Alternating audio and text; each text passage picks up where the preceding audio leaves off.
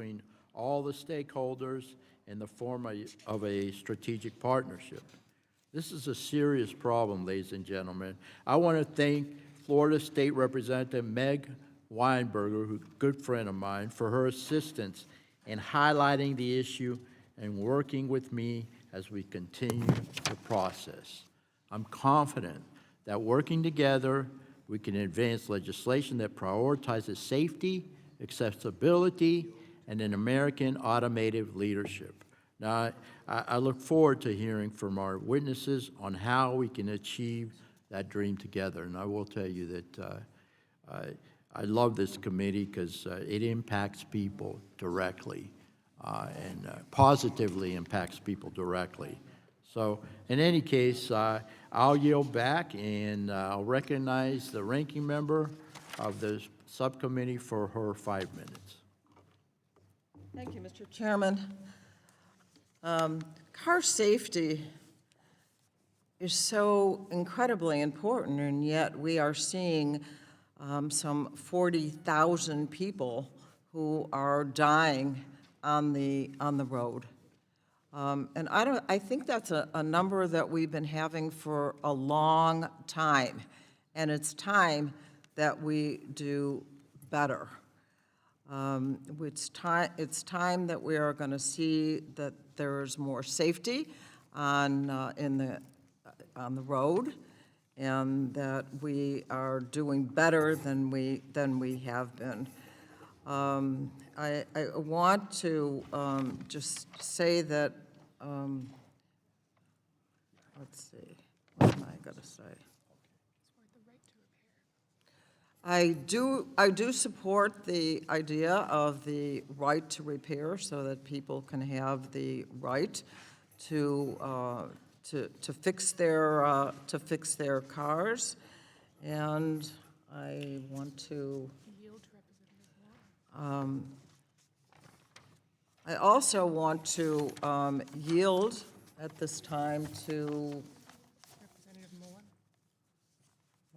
Mullen. Muller? Okay. I want to yield now to Congressman Muller to talk about this, someone who has a lot of work that he does when it comes to car safety, and I appreciate his efforts. So go ahead.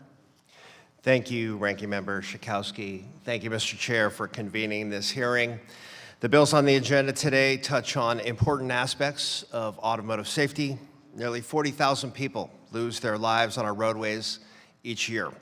That is a sobering statistic, and it underscores why Congress has an obligation to act and get this right. Advances in vehicle technology, from driver assistance features to increasingly automated systems, hold enormous promise to reduce human error, avoid crashes, and save lives. At the same time, premature deployment, unclear standards, or gaps in oversight can undermine safety and public trust. For some of my colleagues, AVs may seem like something we can worry about in the future, but in my district in San Francisco and along the San Francisco Peninsula, AVs are already here. My constituents are riding in them every day. I've been riding in them myself, and it's remarkable technology. It has the potential to make life safer and more convenient for everyone, including for seniors and those with disabilities who face mobility challenges. But it's also uncharted territory. We've seen the risks and outright hazards that they can cause, yet I'm excited to see them develop. It just needs to happen safely. As we consider these bills, I hope we focus on a few core principles. First, safety must remain paramount, particularly as vehicles become more complex and less intuitive for consumers to understand. Second, transparency matters. Drivers and passengers deserve to know what a vehicle can and cannot do, and regulators need access to accurate data to assess performance and risk. And third, there is a strong need for a framework that ensures that safety standards keep pace with innovation. We don't need to view innovation and safety as competing priorities. When done right, strong guardrails actually accelerate innovation by providing certainty to manufacturers, clarity to consumers, and confidence to regulators. Clear federal standards can help ensure that new technologies are tested rigorously, marketed honestly, and deployed responsibly across the country. I look forward to hearing from our witnesses and engaging in a robust discussion on these bills. And with that, I yield back. Gentlelady yields, is that correct? Yes. Okay. All right, we have next is the chairman of the full committee, Mr. Guthrie. I recognize you for 5 minutes. Thank you, Mr. Chairman, and good afternoon, everybody. Thanks to all of our witnesses for being here. Appreciate you being here today. And we're here to examine proposals to modernize the automotive marketplace and strengthen motor vehicle safety, as well as the agency responsible for that mission, the National Highway Traffic Administration. I want to start by saying that we have to work together on this. These have to be bipartisan bills to move forward.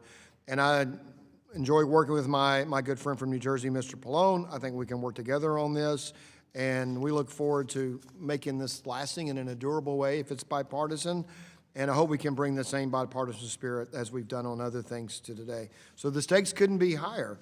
The automotive sector is America's largest manufacturing base, supporting over 10 million jobs and contributing to more than $1 trillion to our economy. In my own background before Congress was working in the automotive sector. Globally, our economic competitors like China are speeding ahead to expand vehicle production and accelerate innovation. As American manufacturers work hard not just to keep up, but to remain global leaders. You hear Jim Farley from Ford talk about how China has the capacity to do 50 million cars. They need about 30 million, means they have a 20 million float. The American car industry is booming at about 17 to 18 million cars. So that gives you perspective. Many of the proposals before us today will address challenges to improve safety, promoting affordability, and cementing American global automotive leadership. Among them are proposals to reform NHTSA by modernizing its research and regulatory mission and strengthening key motor vehicle programs, as well as a discussion draft establishing a federal framework to enable the self-deployment of autonomous vehicles. And my friend Mr. Mullen, I've been in San Francisco, and they don't have many of those in Kentucky, if any, but it's interesting to watch them drive by. So it's an interesting technology. And we will also need to carefully examine the full slate of proposals to prevent unintended consequences, such as worsening the affordability crisis or overburdening a resource-constrained NHTSA. Our goal must be a set of clear and predictable solutions that allow the automotive industry to build the safest, most advanced, and the most affordable cars in the world, right here at home. And we do a lot of cars in Kentucky. My Kentucky truck is right next to my district. The block I could throw a rock and hit it for my district. In fact, the road Old Henry, named after Henry Ford, is the border for my district, and all the Corvettes in the world are made in Bowling Green, Kentucky. So I look forward to working with my colleagues on both sides of the aisle to get this right. Thank you, and I yield back. Gentleman yields back. Now I recognize the ranking member of the full committee, Mr. Pallone, for his 5 minutes. Thank you, Chairman Bilirakis. As we consider the reauthorization of core motor vehicle safety programs administered by our nation's auto safety agency, the National Highway Traffic Safety Administration, or NHTSA, we must keep in mind the undeniable reality that tens of thousands of lives are lost on our roads every year. NHTSA has an important mandate to save lives by establishing safety standards, investigating vehicle defects, and enforcing recalls, and we must ensure NHTSA has the staff, resources, and authority it needs to protect Americans on the roadways. And this is particularly important as the Trump administration slams the brakes on safety progress. In 2025, the administration cut NHTSA staff by 25%, finished 0 new safety rules, and cut in half the number of safety defect investigations. As a result, safety standards that Congress mandated years ago are not yet complete or have been delayed. This includes rules to require new cars to deter drunk driving, avoid crashes, protect pedestrians, improve seatbelt usage, and avert child deaths in hot cars. And as we continue this reauthorization process, I look forward to working with Chair Guthrie to enhance safety, promote affordability, and ensure that NHTSA delivers on its safety promise. Now, I'm pleased to see that legislative proposals from Democratic members addressing many of the leading and emerging causes of vehicle crash fatalities and injuries are included in this hearing. We will consider proposals addressing driver distraction, drunk driving, vulnerable road users like pedestrians and bicyclists, and people getting trapped in cars when power is lost. We will also discuss bills tracking transparency related to the safety of driverless cars and consumer awareness about driver assistance features.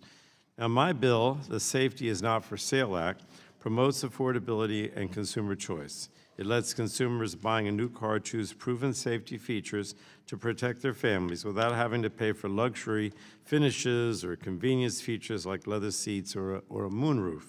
And this bill puts consumers and their safety first. But the committee is also considering a bipartisan discussion draft led by Representatives Dingell and Latta to regulate autonomous vehicles. And AVs are a transformative technology that has the potential to reduce deaths and injuries, increase mobility, drive growth, and bring environmental benefits. So it's critical that AV legislation prioritizes the safety of occupants and other road users like pedestrians, while also preserving access for first responders during emergencies, holding responsible parties accountable, and maintaining legal recourse for harmed consumers. So I look forward to working with my colleagues on these issues, and I'd like to yield the balance of my time to the gentlewoman from Michigan, Ms. Dingell. Thank you, Ranking Member Pallone, and thank you to all of my colleagues. Everybody knows I'm a car girl. My home state put the world on wheels, and we've been the center of the American auto industry since Henry Ford first built those early cars. Our industry has been a ping-pong ball for decades between conflicting political strategies, and it's never been worse. What our industry needs is certainty and a clear path forward. Every day that we delay, global competitors and foreign adversaries race ahead in areas like EVs and autonomous vehicle innovation and deployment. Last year, China overtook the United States as the world's leading seller of EVs, surpassing American automakers in the global EV sales for the first time. And let me be blunt, I never want to see that happen again. For decades, Congress has worked in a bipartisan way on these issues, and I believe we need to continue to do so. We need to be working with the regulatory agencies to prioritize safety, protect consumer privacy, support innovation, strengthen domestic manufacturing, and ensure that American workers are part of the future of this industry. Safety is not partisan, and I look forward to discussing ways to strengthen auto safety and ensure that we have a fully functioning regulator.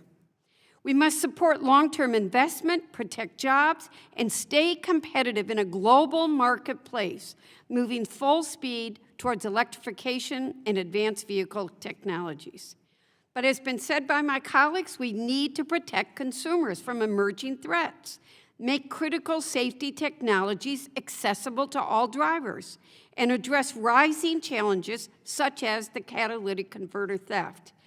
And we must ensure safe repair access and protect survivors from misuse of connected vehicle technologies. Our industry has always been a global leader. This leadership isn't guaranteed, but our responsibility is to help keep them together. I look forward to today's discussion and working together with members of this committee and all stakeholders, industry, labor, the dealers, the trial attorneys, consumer safety groups, environmentalists, to keep America's auto industry strong. Yield back. Lady yields back, and I welcome our witnesses today. Ms. Hillary Kane, Senior Vice President of the Alliance for Automotive Innovation. Welcome. Mr. Bill Hanvey, President and CEO of the Auto Care Association. Thank you so much for being here. Mr. Michael Brooks, Executive Director of the Center for Auto Safety. Thanks for being here. And then Mr. Finch Fulton, the Government Affairs Advisor for K&L Gates. Thank you so much for being here. Now I recognize Ms. Kane. You're recognized for 5 minutes. Good afternoon. I'm Hillary Kane, Senior Vice President of Policy at Alliance for Automotive Innovation. I'm grateful for the opportunity to share the auto industry's perspective on motor vehicle safety with you today. Let me say at the outset, safety is a top priority for the auto companies we represent. Vehicles on the road today are the safest that they've ever been because the auto industry has continued to invest in the testing, development, and integration of increasingly advanced crash avoidance systems and crash protection technologies. Systems and technologies that save lives and prevent injuries. And yet we still experienced nearly 40,000 deaths on our roadways last year. This is a shocking and tragic number that is not acceptable to anyone. The question is, how do we further improve roadway safety without sacrificing our other shared goals, like consumer choice, affordability, and competitiveness? My written testimony outlines some specific policy recommendations for your consideration, including 1, modernizing the National Highway Traffic Safety Administration. NHTSA's role in vehicle safety is essential. NHTSA also supports our global competitiveness by enabling the United States to lead the world in the deployment of cutting-edge and innovative automotive safety technologies. The auto industry wants, it needs, a regulator that is agile, transparent, and grounded in objective research and data. Fortunately, a reset appears to be underway at NHTSA. We've observed a commitment by the current administrator to retire outdated regulations that increase the cost of vehicles but don't meaningfully improve safety, and to revise existing regulations and implement new regulations to promote technological innovation and progress. These changes at NHTSA are welcome. Congress can support further agency reform by requiring NHTSA to develop and release a research and rulemaking roadmap, a roadmap to help ensure alignment between the regulator, the industry, and other stakeholders on where the agency is and where it is headed. Congress can also reimagine the new car assessment program to better incentivize the deployment of new vehicle safety technologies, to empower car buyers with clear, comparable information about the safety of vehicles, and to inform future safety regulation. 2, implementing a national autonomous vehicle framework. AVs represent the next great leap in personal mobility. We believe AVs will reduce crashes and congestion, provide transportation for seniors and people with disabilities, and transform how we live and work. Countries around the world are racing to shape the AV future and dominate this space. But America must lead. And the best way to do that is with national standards that support the safe and immediate deployment of AVs. That is why Representative Lada and Dingell's efforts on the Self-Drive Act are important and worthwhile. We urge Congress to get a federal AV bill across the finish line as fast as possible. 3, protecting consumer choice for safe and proper vehicle repairs. Automakers continue to support right to repair. Vehicle owners should be able to get their vehicles fixed anywhere they want. The good news is that automakers already provide independent repairers with all the information, instruction, tools, and codes necessary to properly and safely fix a vehicle. We appreciate Dr. Dunn's tireless work on this issue and are committed to working with the committee to enact a comprehensive federal right to repair law, one that doesn't force automakers to provide aftermarket parts manufacturers or auto parts retailers with data that isn't necessary to diagnose or repair a vehicle, one that properly protects the intellectual property of automakers, and one that addresses some of the key challenges that remain in the vehicle repair space, including the power of insurance companies to dictate where and how a consumer's vehicle is repaired. The upcoming Surface Transportation Reauthorization Bill is an ideal opportunity to reform vehicle safety policy while strengthening consumer choice and affordability and ensuring the United States remains globally competitive. The greatest risk to our competitiveness is not a lack of innovation. Fragmented policy, outdated rules, regulatory delays, and uncertainty are slowing our ability to bring the safest, most affordable, and globally competitive technologies to the marketplace. Thank you. I'm looking forward to your questions. Thank you very much. Mr. Hanvey, you're recognized for 5 minutes. Thank you. Good afternoon, Chairman Bilirakis, Ranking Member Schakowsky, and members of the subcommittee. My name is Bill Hanvey, and I am the President and CEO of the Auto Care Association, representing the entire supply chain of the automotive aftermarket. I started in this business more than 40 years ago, working my way up from the ground floor. and am now extremely proud to represent our $500 billion industry with more than 525,000 businesses who service more than 298 million vehicles on the road today. On behalf of the 4.9 million employees who call our industry home, I want to thank you for inviting me here today to testify. The Auto Care Association's top priority on behalf of its members and all vehicle owners is the inclusion of the Repair Act in the safety title of the Surface Transportation Reauthorization Act. The Repair Act represents the most complete and thoroughly reviewed bill that will immediately enhance safety for vehicle owners.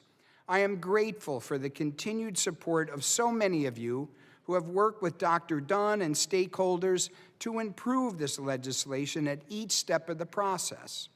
Dr. Dunn has worked tirelessly with this subcommittee and all interested parties, resulting in the current Repair Act, which incorporates priorities of the members of this committee, automakers, the aftermarket, and consumer groups. Our industry performs more than 70% of the out-of-warranty repairs. But over the last 10 years, with the introduction of wirelessly transmitted vehicle data or telematics, owners have seen threats to their repair choices.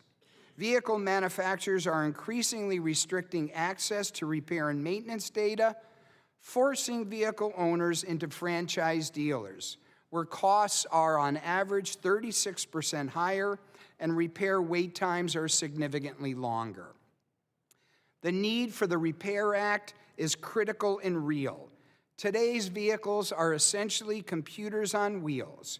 Manufacturers use secure gateways to block aftermarket access to repair and maintenance data.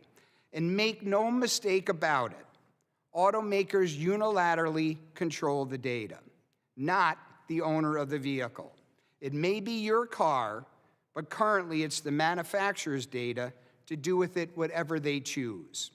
A survey of independent repair shops concluded that they send on average 1 to 5 vehicles each month back to the dealership due to data restrictions, costing consumers millions in added repair expenses.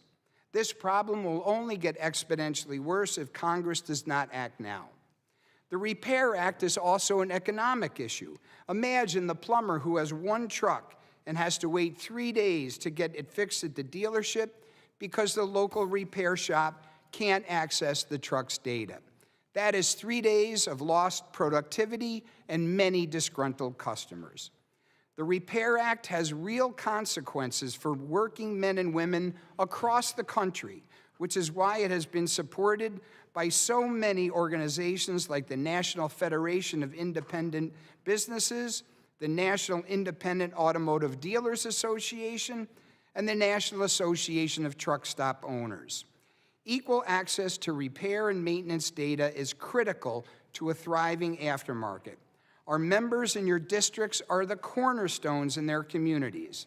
They provide jobs, pay taxes, and provide a reliable service for your constituents who need their vehicles to drive to their jobs and get their children to daycare. Without the Repair Act, vehicle owners will experience skyrocketing repair costs, increased wait times, and the elimination of consumer choice. The subcommittee is also considering several other pieces of legislation today that aim to enhance passenger, vehicle, and pedestrian safety. Chairman Guthrie's plan to empower NHTSA to be proactive in its rulemaking on safety standards is a welcome effort, and Representative Harshbarger's ADAS Functionality and Integrity Act is needed to ensure vehicle owners can make modifications without the fear of jeopardizing the safety of their vehicle. I commend all sponsors of the legislation on the docket for finding ways to make our roads and vehicles safer, and our association stands ready to work with them and the committee on this legislation as it moves through the legislative process. Thank you. Thank you, Mr. Hanvey. Now I'll recognize Mr. Brooks for your 5 minutes.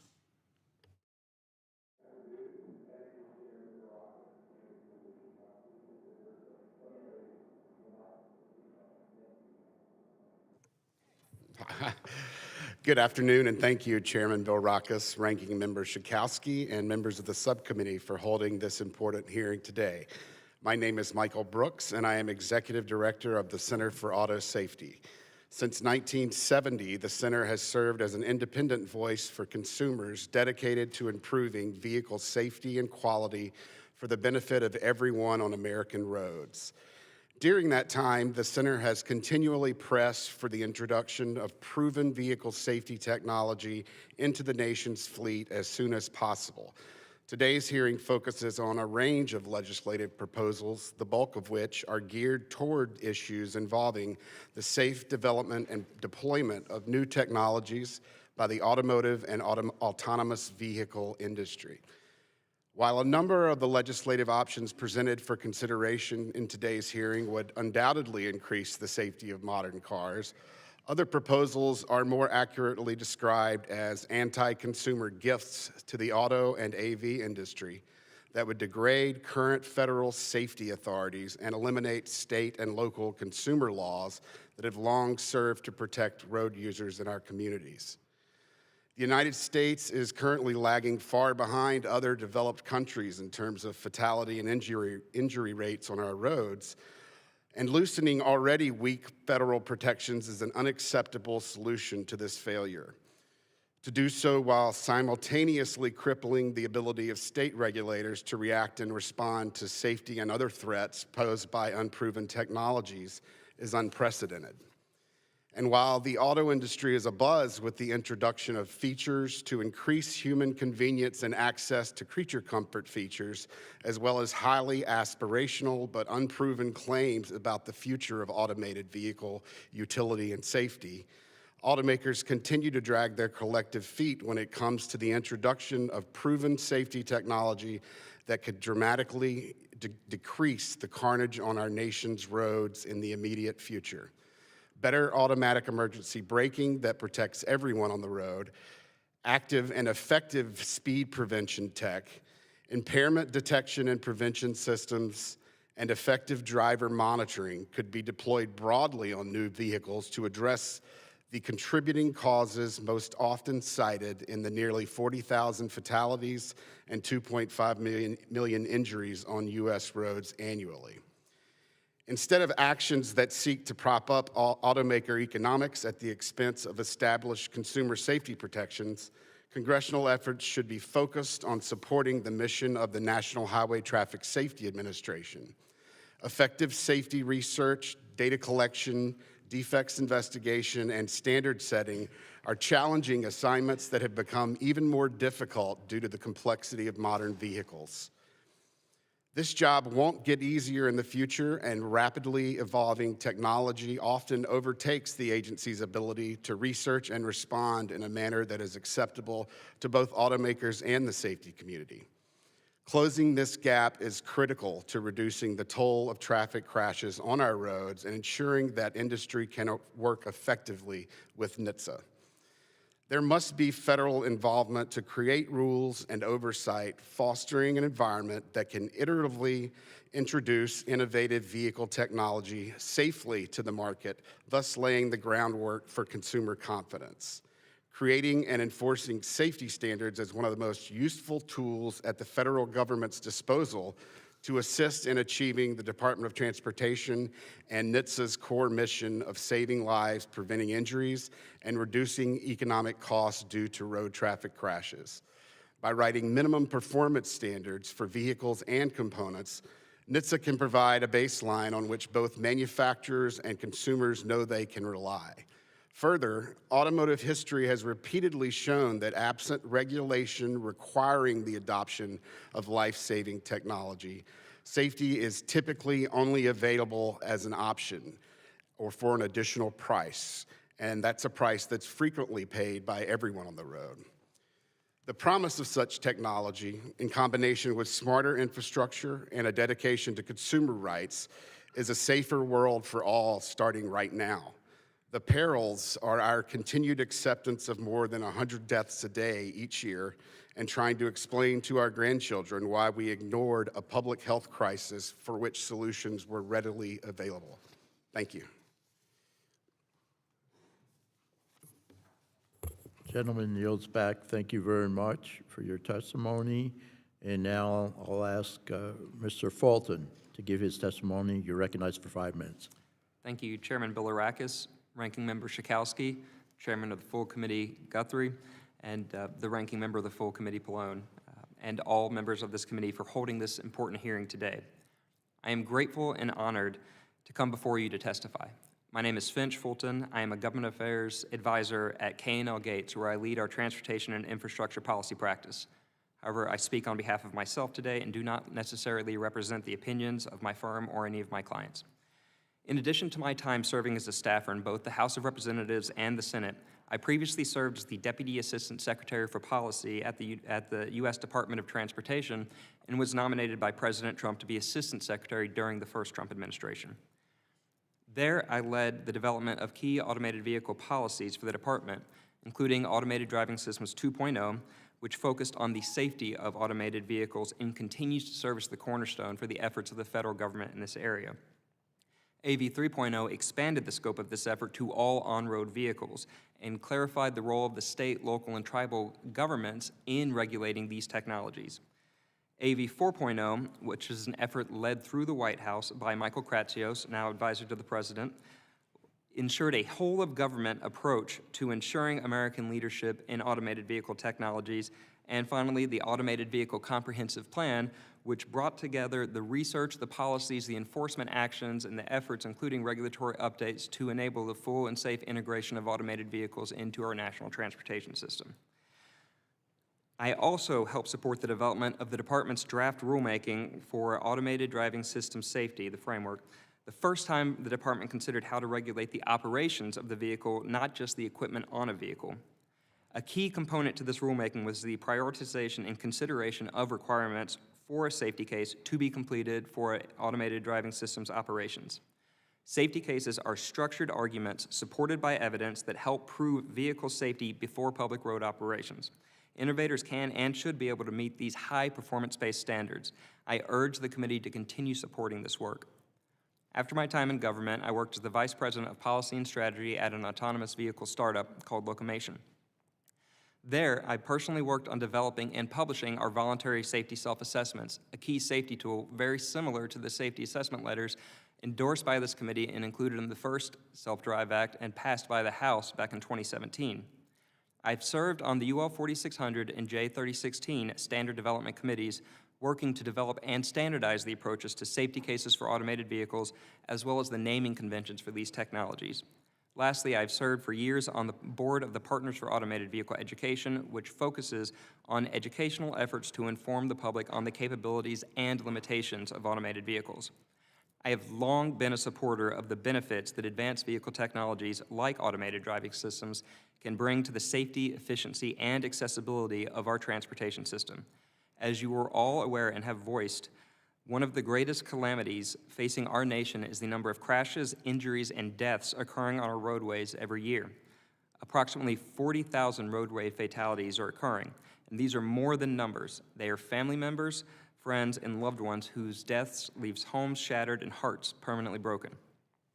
Speeding is still a critical factor in about a third of these fatalities, as is drunk driving, and statistics for distracted and drowsy driving are unreliable but also make up a significant portion. We've also seen that while unbelted passengers only make up about 8% of the driving population, they make up about 45% of the fatalities.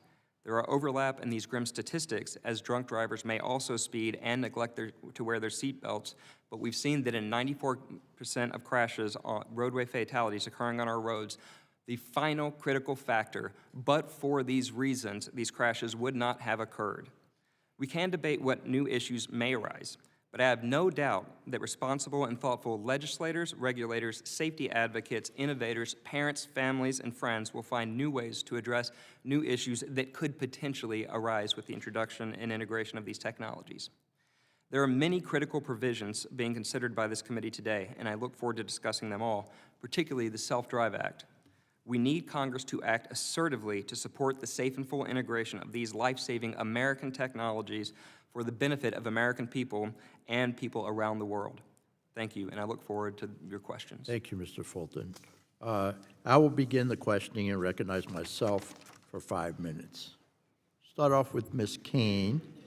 Can you discuss how research into wheelchair securement systems can help improve safety of wheelchair users?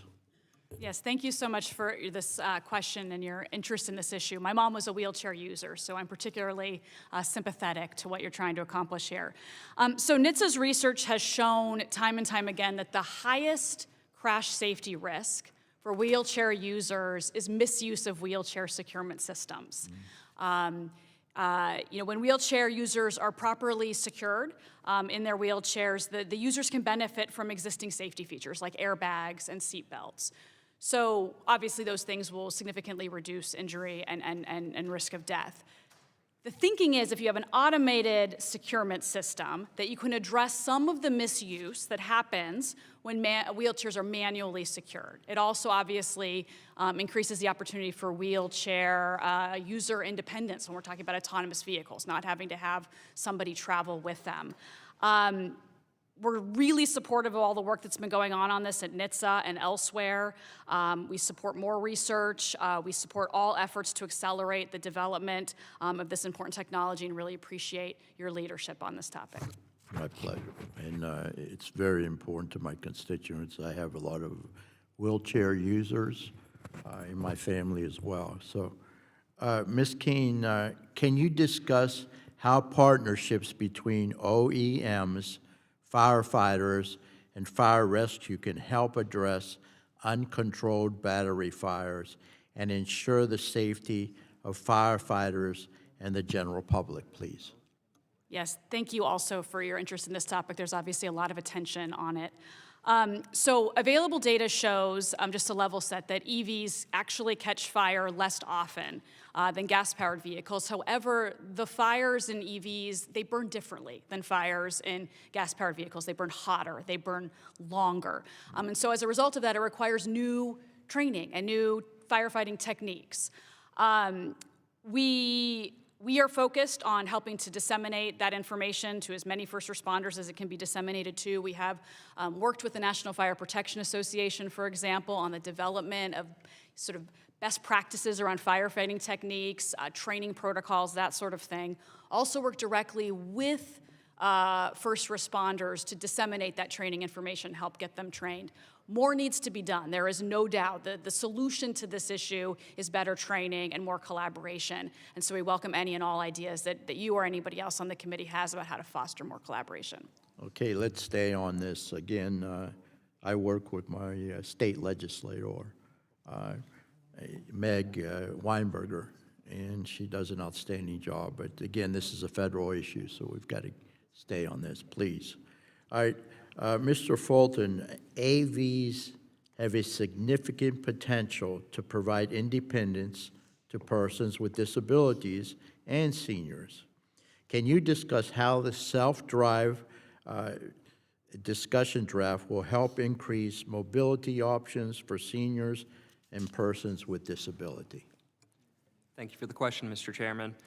Certainly, we see this as a valuable tool to increasing accessibility, not only for others, but for each and every one of us.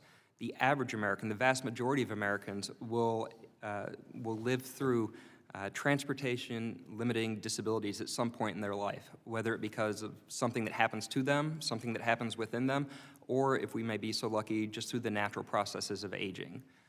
Studies have shown that autonomous vehicles can access to 4.4 million jobs for people with disabilities a year and 9.2 million jobs across the U.S. That would be a 4.1% increase in employment. And when you combine all of the issues with bringing people off of roles and putting them into jobs, the total federal net improvement in revenue and savings is estimated to be over $120 billion a year. As we look at ways to make this technology and to think about accessibility, to build an accessibility on the front, we need to be thinking through the cognitive, the visual, the mobility impairments that we may come into play. And by building towards a goal of universal accessibilities, we can take all of the billions of dollars of investments being made today, focus them on this, and not wait for the future of a perfectly universally accessible vehicle to start incorporating these lessons learned today. We can use them to improve the accessibilities of our transportation systems today, not just in the future. Very good. Let's stay on that too. And I have a lot of folks in my district that, particularly in the rural areas, they have difficulty with public transportation. It's just limited.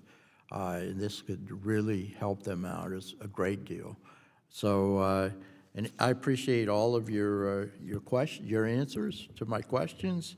And now yield back, and now recognize the ranking member of the subcommittee, Ms. Schakowsky, for her 5 minutes of questioning.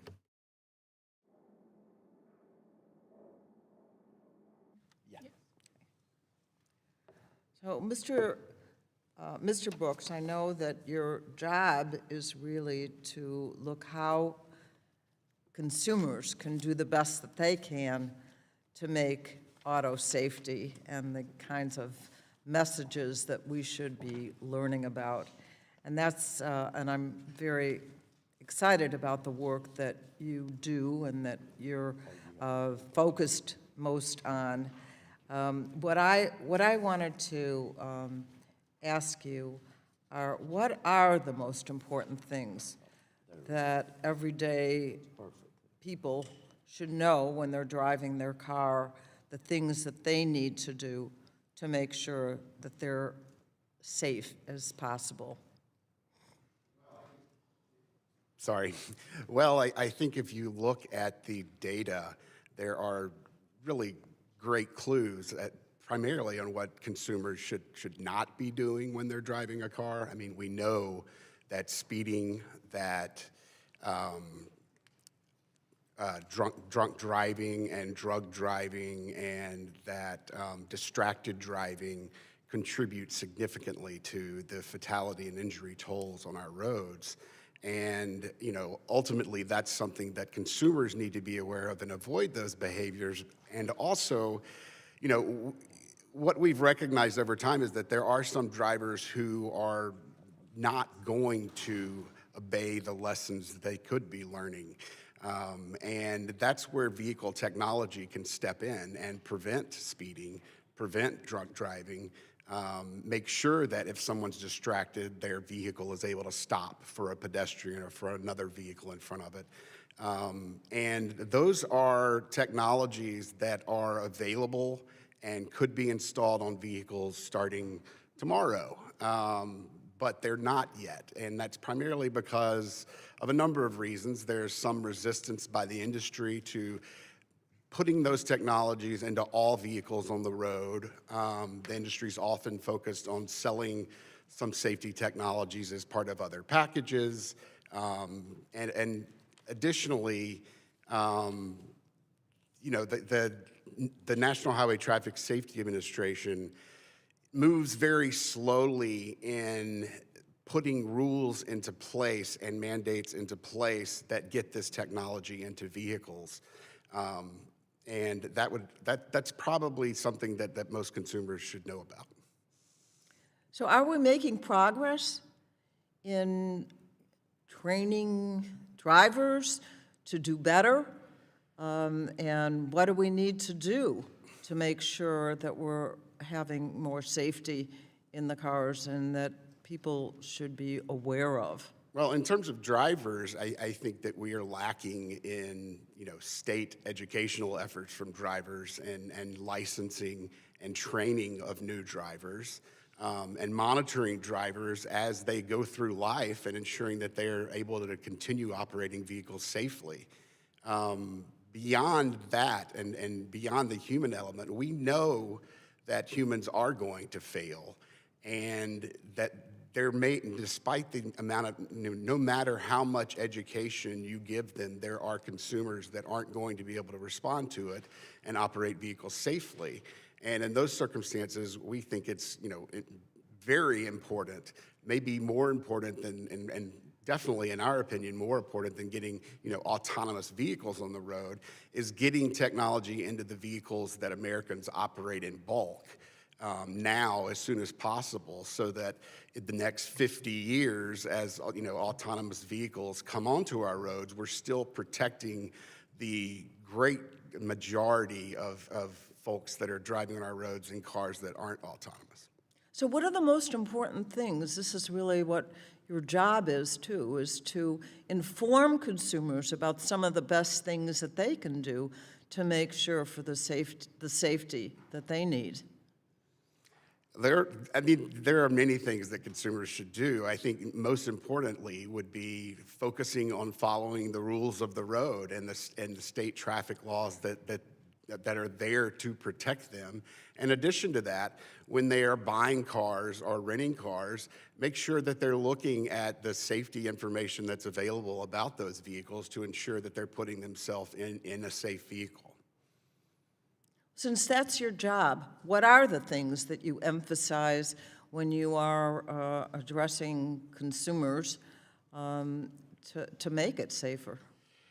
Mostly, I would emphasize, and we talk to a lot of consumers about their purchase of a new vehicle. So we spend a lot of time pointing them in the direction of the National Highway Traffic Safety Administration's NCAP program results, the Insurance Institute's ratings as well, mainly because we want folks to be able to empower themselves to purchase a vehicle that can keep them safe.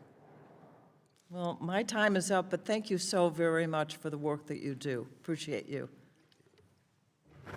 Gentlelady yields back. Now I recognize the chairman of the full committee, Mr. Guthrie, for his 5 minutes of questioning. Thank you, Mr. Chairman. Thanks, everybody, for being here today. This is an important hearing. I was just thinking as we're talking about the cars I have now have backing cameras, and I don't think I ever backed up, ever, without looking back and checking behind me until I got a backing camera. And I just wonder if sometimes there's a moral hazard. Sometimes there's somebody on the sidewalk. I'm glad I looked. I guess I do it by habit, but sometimes I don't realize I do it. It's because we think it's so safe, but we still can't dismiss the human element that we have to do. And I know when you talk with executives in the car industry, there are big concerns about affordability. How do we make products that people can afford to buy? We want them safe. We want them affordable. So, Ms. Kane, how can excessive regulatory mandates on manufacturers and other in the automotive industry adversely affect automotive affordability, increase costs? Yeah, thank you. Thank you for the question, and thank you for your interest in this topic. There's no doubt that there are a variety of factors that go into the price of a vehicle and that impact affordability. I think there's also no doubt that antiquated, outdated, unnecessary, and duplicative regulations are one such contributor. When we look at safety regulation, I think what we would urge for you all and for policymakers in general is to seek a balanced approach that promotes safety, but also strengthens consumer choice and affordability. And that's a very difficult balance to make. I'm not implying that it's easy. So one of the things that we're very excited about is some of the reforms that you are actually proposing as part of the Motor Vehicle Modernization Act. We think that these reforms will give NHTSA the tools and the flexibility and Did you talk about the vehicle cap and Yep. and the duration of the exemption, the shot clock? Yeah, so thank you for that. Specifically?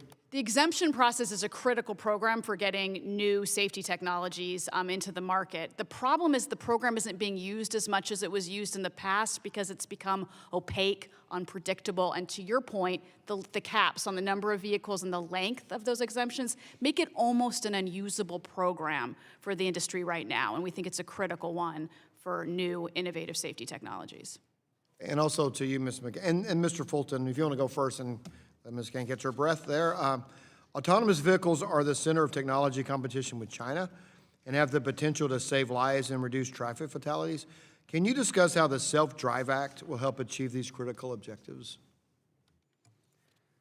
Certainly, the Self-Drive Act would provide one federal framework for automated vehicle companies to need to achieve before introducing automated vehicles onto the roadway. And I see this playing out very differently from how it plays out in China. If China has one superpower in this world, it's the ability to just direct where industry should go, and they go. No debate, no discussions, clear path forward. In the US, we have a much better system. And the way I've seen this play out over the last decade is, for example, the Energy and Commerce Committee spoke definitively about a decade ago, passing the Self-Drive Act, and the House of Representatives did the same. Key areas were included in there, and the example I would use are the safety assessment letters. Now, the National Highway Traffic Safety Administration and DOT under the Trump administration incorporated that and then started promoting the voluntary safety self-assessments. Similar to the safety assessment letters, 12 key areas that manufacturers and innovators needed to hit as they tested and developed automated vehicles throughout the process. We saw that continue further in states like California and Pennsylvania, Arizona, Texas, Florida, as they consider different ways to do this. And so as I look at the Self-Drive Act today, I don't see preemption, I see agreement. I see the nation coming together on a clear path forward, endorsing the safety case approach to proving the safety of an automated vehicle before it's introduced into the national roadways and introduced into commerce. We've done our job. We've worked in a federalist society to get an agreement on the right path forward, and this committee is leading the way once again. So if this committee can come together, pass this bill, which includes this approach to it that we've been working on as a nation for a decade, we will overcome China's superpower of simplicity and direction, and we will be able to continue to beat them in this technology. Thank you. As we compete with them in so many ways, AI, all the other things, and I consistently say we're not competing with Europe to regulate, we're competing with China to innovate. However, having said that, we don't want to be China in terms of just direct where you go. We want people to have a say. And obviously I was going to let Ms. Kane go, but I'll finish because I'm about out of time. But we clearly have a national standard that we need. It was clearly within our jurisdiction with interstate commerce. Not many self-driving cars are made in, or any cars made in one state and only sold in one state. So it's clearly within our purview. And we have to do it in a way that doesn't have, we can't have 50 different patchwork standards. We can't compete with China if we do that. We need a national standard that's robust, gives people assurity and safety, and allows us to compete. So that's what we're working on. Hopefully we can work on it together, and we certainly are trying to do that, and I will yield back. Amen. Very good. I appreciate it. I agree. And I understand Mr. Latter's bill a few years ago passed the House unanimously. So we can get this done in a bipartisan fashion. All right, I'll recognize Mr. Pallone for his 5 minutes of questioning. Thank you, Chairman Bilirakis. Research by Consumer Reports and National Consumer League has found that life-saving car safety features are often sold only on luxury models or as part of expensive add-on packages with other features like lavish seats and premium infotainment systems. So my bill, the Safety is Not for Sale Act, will let consumers choose the common safety features they want rather than effectively being forced to purchase non-safety options in order to access features that could reduce their risk of crashes and injuries. My questions are of Mr. Brooks, and I have three, so I want to try to get through all three. But the first one, Mr. Brooks, is how will improving the accessibility of safety options for new car buyers improve affordability and the safety of everyone on our roads? Well, I believe the way it will work effectively is that more consumers will be willing to buy safety equipment that's offered optionally when it's not tied to more expensive vehicle packages. So it allows individual consumers, when they're buying a car, to select safety options and not select a lot of junk that they don't want or need, which is going to increase the amount of optional safety equipment items that are in cars on the road, and that's going to ensure that that safety equipment proliferates across the population of all vehicles on the road quicker than it would if consumers didn't have that ability. Well, thank you. Now, NHTSA has the mandate to reduce traffic accidents and deaths by establishing safety standards and conducting research, yet the Trump administration is impeding progress on this mandate. 3 safety updates completed in 2024 that will save hundreds of lives each year have been delayed at the request of industry. Investigations into car safety defects dropped in half, and progress on new safety standards stopped completely. NHTSA needs a new path forward to deliver for the American people. So, second question, Mr. Brooks, how does Congress need to reform NHTSA's processes, authority, staffing, or funding so it delivers the safety gains Americans were promised? NHTSA needs a lot of support. You know, they get significantly less support per fatality than the airline industry or the FAA or someone like that, for example. So I think it's important that NHTSA receives a lot more funding as vehicles become more complex. Modern vehicles are more complex than ever. They're turning into computers on wheels. NHTSA needs more software experts. We've got artificial intelligence powering vehicles in the future, and there are a lot of questions around things like how do you repair a defect in an artificial intelligence that's controlling a vehicle's movement. The agency is going to need this committee and Congress's support generally to be able to keep up with the new technology as it comes out. And I think their ability to keep up with new technology is going to make it easier for the industry to work with NHTSA, and it's also going to prevent the inevitable delays and lack of response that we often see coming out of the agency. All right, thank you. And I'm trying to get to my third question. The new car assessment program, also known as 5 Stars for Safe Cars, has been a priority of mine for years, and this program has helped consumers compare new vehicles when making a purchase and encourage motor vehicle manufacturers to make safety improvements. However, over time, it's not been as useful due to technologies changing faster than the ratings and nearly all manufacturers earning 4 or 5 stars. So last question, Mr. Brooks, what needs to be done to reform this program and restore it as a valuable tool for consumers and a safety incentive for manufacturers, if you will?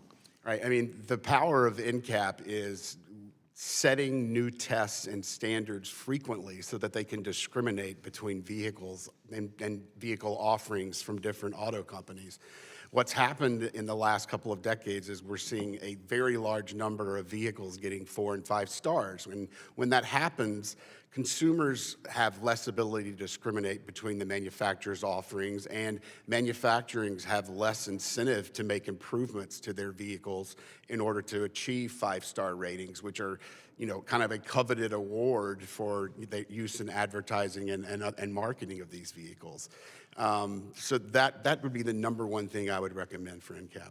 But I mean, is it possible that it's because they're all doing better, or it's just that Well, the when you standard is leave lower? when you leave a test the same for 20 or 30 years, Oh, it needs to be manufacturers are going to updated. be able to design to it. So Needs to be updated. Yeah. All right, thanks a lot. Thank you, Mr. Chairman. The gentleman yields back, and we'll recognize the Vice Chairman of the Subcommittee, Mr. Fulcher, for his 5 minutes of questioning. Thank you, Mr. Chairman. Ms. Kane, I envision a world where my insurance rates are increased because they get access to data that says that I exceeded the speed limit X number of times or performed some driving behavior that was against their standards. Or maybe a world where a rental car company refuses to rent me a car, or requires me to purchase their insurance, or gives me a higher rate because they have access to that same data. Are my fears worthy? You are right to have these fears, but let me tell you a little bit about what we've tried to do as an auto industry to make sure that your fears aren't realized. So back in 2014, the auto industry did a set of privacy principles, essentially a privacy code of conduct that governs the collection and use of vehicle data. It's enforceable by the Federal Trade Commission, which is something that's very important to us. And one of the restrictions that is in that code of conduct is a prohibition on sharing sensitive vehicle data with any third parties in the absence of the affirmative consent of the vehicle owner. And when we talk about sensitive vehicle data, we're talking about things like location information, driver behavior information, which is probably something you don't want your insurance company to have, and biometric data. So as a follow-up to that, I think I understand what you're saying, but if I'm an automaker and I know that I have to turn over that data, or at least provide access to it, wouldn't I be concerned about intellectual property being leaked out? Yeah, sure. I think that would absolutely be something that we would need to think about and be concerned about. Mr. Hanvey, I'm gonna go back to that same question for you. My fears with the insurance companies and the car rental companies and so on and so forth, are those justified? They are justified, Congressman, and thank you for your question.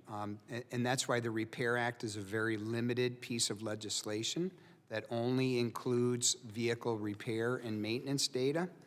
The automakers are compiling personal data and selling that in the marketplace. But from an insurance standpoint, the Repair Act is not an insurance bill. It simply allows for the consumer to be able to choose where, when, and how their vehicle is being repaired. So can you talk to that? I think I understand what you're saying, but can you talk to me about controls a little bit? Do you... Certainly. What kind of controls are in place that realistically may ensure that what you're saying is true? Certainly. And we take that very seriously.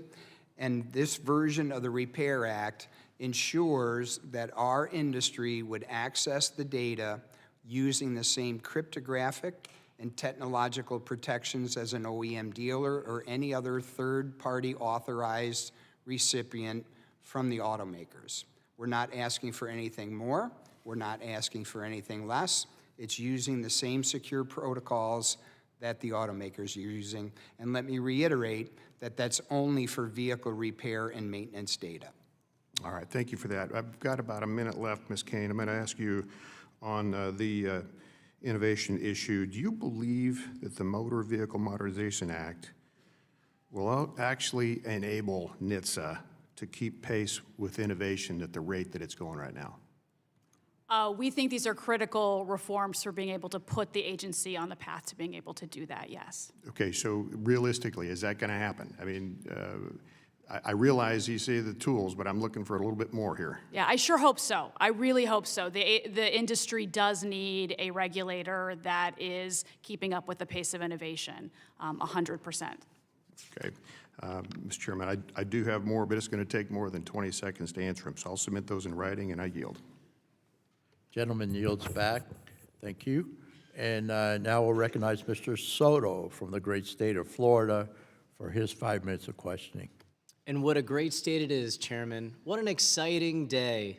We're finally here today discussing autonomous vehicles, a fascinating new trend in U.S. transportation. And as technology advances, it can improve mobility, vehicle safety, and more. And they're already here. In Florida's 9th Congressional District, we have BEEP, the longest-running autonomous public transit in the nation at Lake Nona. And, just a few weeks ago, my friend has a Tesla Model X, and I was very surprised. I saw his vehicle pull out of parallel parking, take local roads, then the highway, and end up at our destination nearly 9 miles away. And at no point did he actually need to touch the steering wheel. And I think not everybody understands how advanced some of these self-driving technologies are. We also have Waymo that just announced its arrival in Orlando to help shuffle millions of tourists in the theme park capital of Orlando. And I have 3 concerns that we have to continue to address as we're looking through this. First, ensure strong safety standards in collecting data and support. And we have a couple of bills today to do that. Second, access, making sure our seniors, Americans with disabilities, young people continue to get access. This is about getting Americans around the nation. And then liability. In Florida, our state passed a law in 2019, which had both parts for the vehicle owner for liability if there's poor maintenance, misuse, or legal modification, part products liability if there was a defect in the vehicle or system that caused the crash, and then, of course, human operators, the drivers who failed to properly supervise or intervene. I think that's really important that sometimes it could be the driver, but sometimes it might be the programming or the product, and so that's going to be important as we look forward on it. There are other concerns in labor and in transportation that don't involve this committee, but it is important as we look to improving mass transit in places like Central Florida, where we're evolving Sunrail and Brightline, that these vehicles play a key role. And then I was excited to see Right to Repair, a growing consensus and compromise on the calendar. It feels like an epic as we're going through this. We have a lot of mom and pop shops in our district. We also recognize that manufacturers have intellectual property rights, so we'll continue to work through it. But what concerns me is the big ugly law, cut electric vehicle incentives, and we also have a 25% cut to NHTSA staff. So this is something, as we're helping lift up EVs and hybrids are getting cast aside, and that's concerning to me given the popularity of them. Mr. Brooks, I want to talk a little bit about redundancy. You know, in a lot of these autonomous vehicles, we have both cameras, radar, and LiDAR, and we do a lot of LiDAR research in Central Florida. How critical is it when you have bad weather, obstructions like small children or debris, and expanding the range and improving the accuracy, as if we're to have that threefold redundancy in these sensor systems? It's very critical, and I think a lot of the issues we have seen with level 2 vehicles, particularly Tesla, is their inability to distinguish crash events and potential crash events when there is low light conditions, when, we've seen them miss flashing lights, we've seen them unable to detect emergency responders and fire trucks and vehicles with, that are pretty obvious to most of us. Now, are there manufacturers that are using all three of these redundancies? Because I know that we see that in Beep and in Waymo and some of these others. Yes, and Waymo is operating at a much higher level of autonomy than Tesla would be. Waymos aren't requiring human drivers to take over at a moment's notice when a problem occurs. So when we're talking about minimum standards, this redundancy of having multiple different types of sensors is critical. Then what other elements do you think the performance standards should include? I think the performance standards for, certainly for SAE level 2 and 3 vehicles should really look at the human takeover part of things. Both SAE level 2 and 3 vehicles would be conditionally automated, which means essentially they're driving themselves until the human has to take over. Now level 3 might do that at a slightly higher level, but level 2 is something we have got to make sure that humans are able to take over the operation of the vehicle when necessary. Thanks, you nailed it back. And Mr. Fulton, eventually I'd like for you to comment on that too. I was in one of these 2 or 3s, and my good friend was driving just the other day in Tarpon Springs, and the car actually took us. He put the program on, the self-driving program on, and the car actually took us. Well, he realized it, and again, he had the ability to change it. But with regard to how to get there, the program would have gotten there like 15 minutes later, which I think, and we realized it. So that needs to be corrected if we have a full self-driving car where you don't have the ability to do so. So I guess maybe you can address that. But let me get to.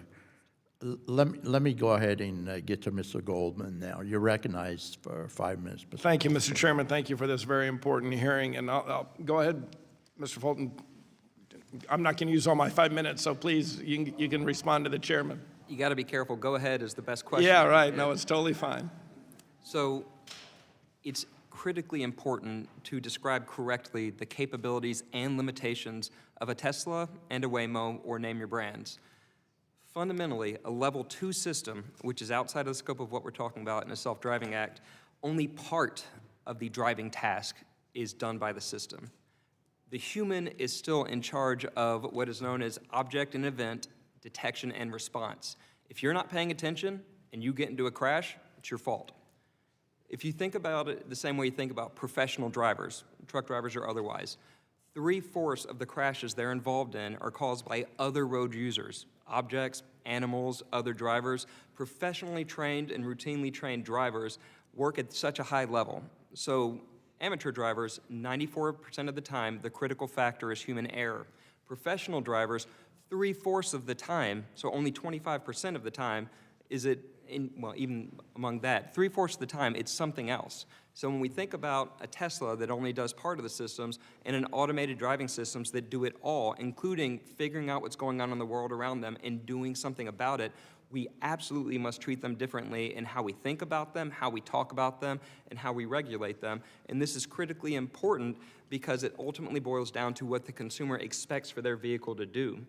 I was involved in a number of efforts, and I congratulate many of the safety advocates that have been involved in efforts like My Vehicle Does What, and really working to clarify the capabilities and limitations of the vehicle, because we all have to get this right, and it impacts how we legislate these technologies.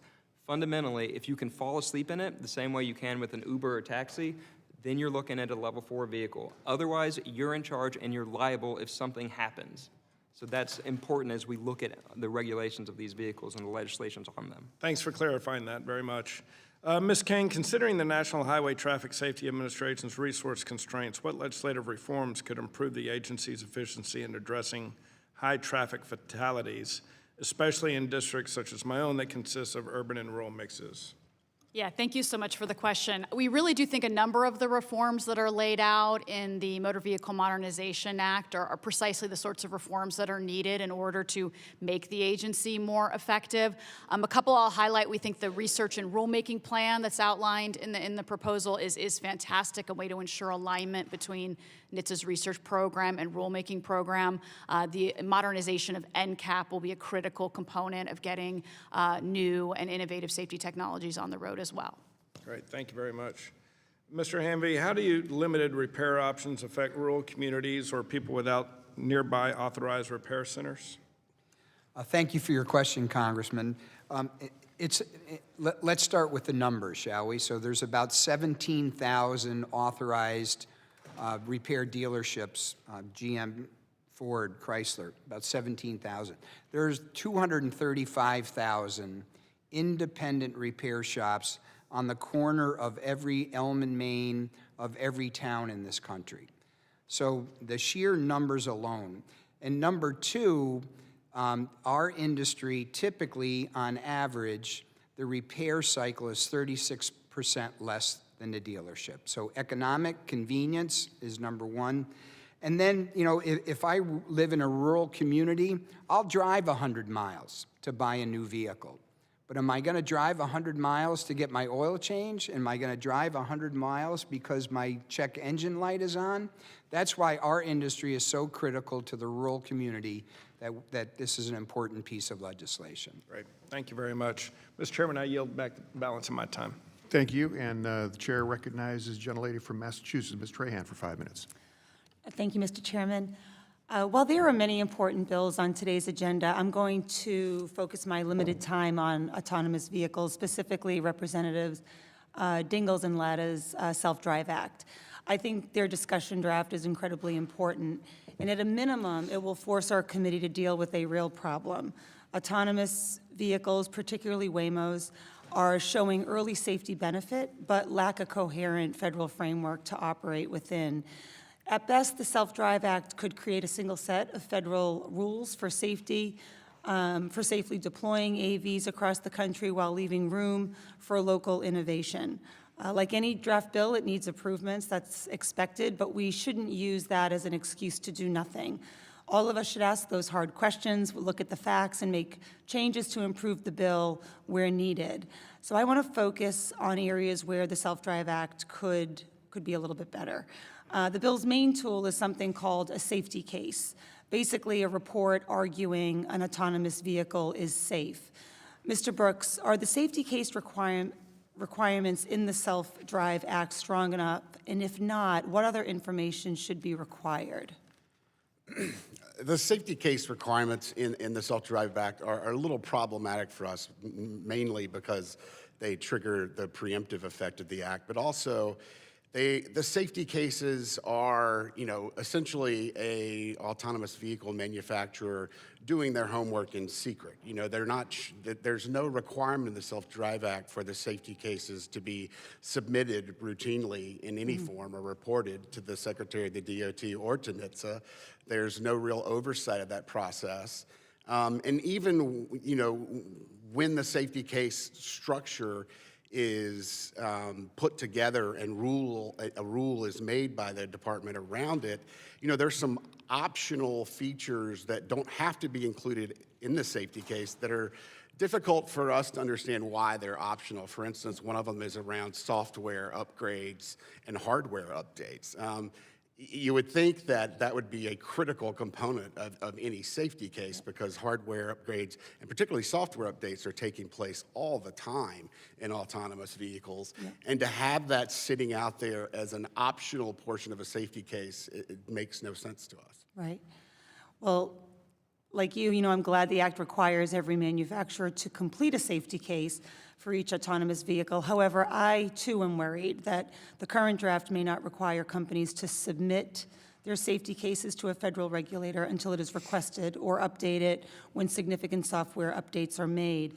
Mr. Fulton, could you clarify what the draft bill requires from manufacturers regarding the safety case? I mean, when must the safety case be finalized? And does a federal regulator need to approve either the initial version or future updates?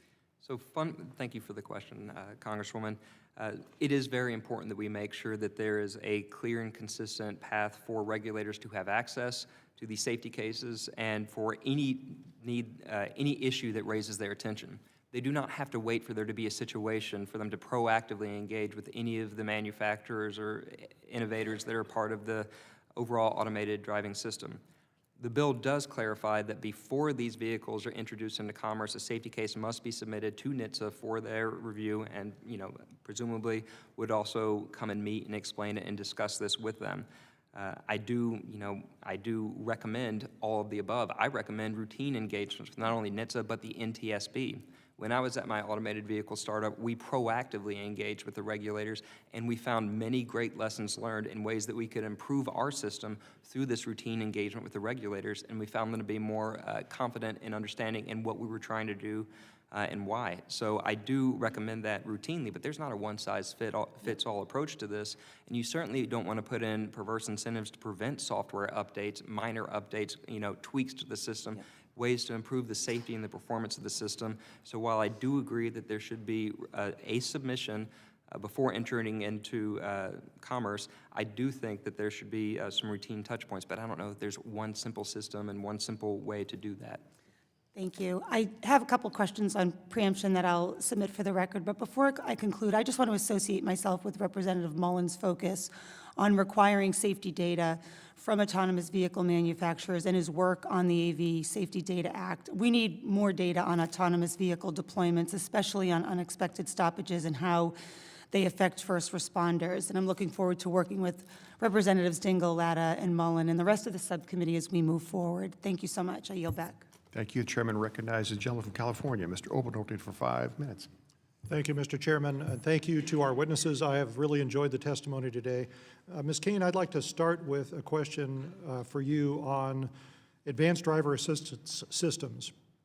And as we know, those ADAS systems are becoming increasingly sophisticated and increasingly critical to ensuring safety on the roads. And yet those systems, because they are so complex, require precise calibration and precise knowledge of exact vehicle geometry to be able to do what they do.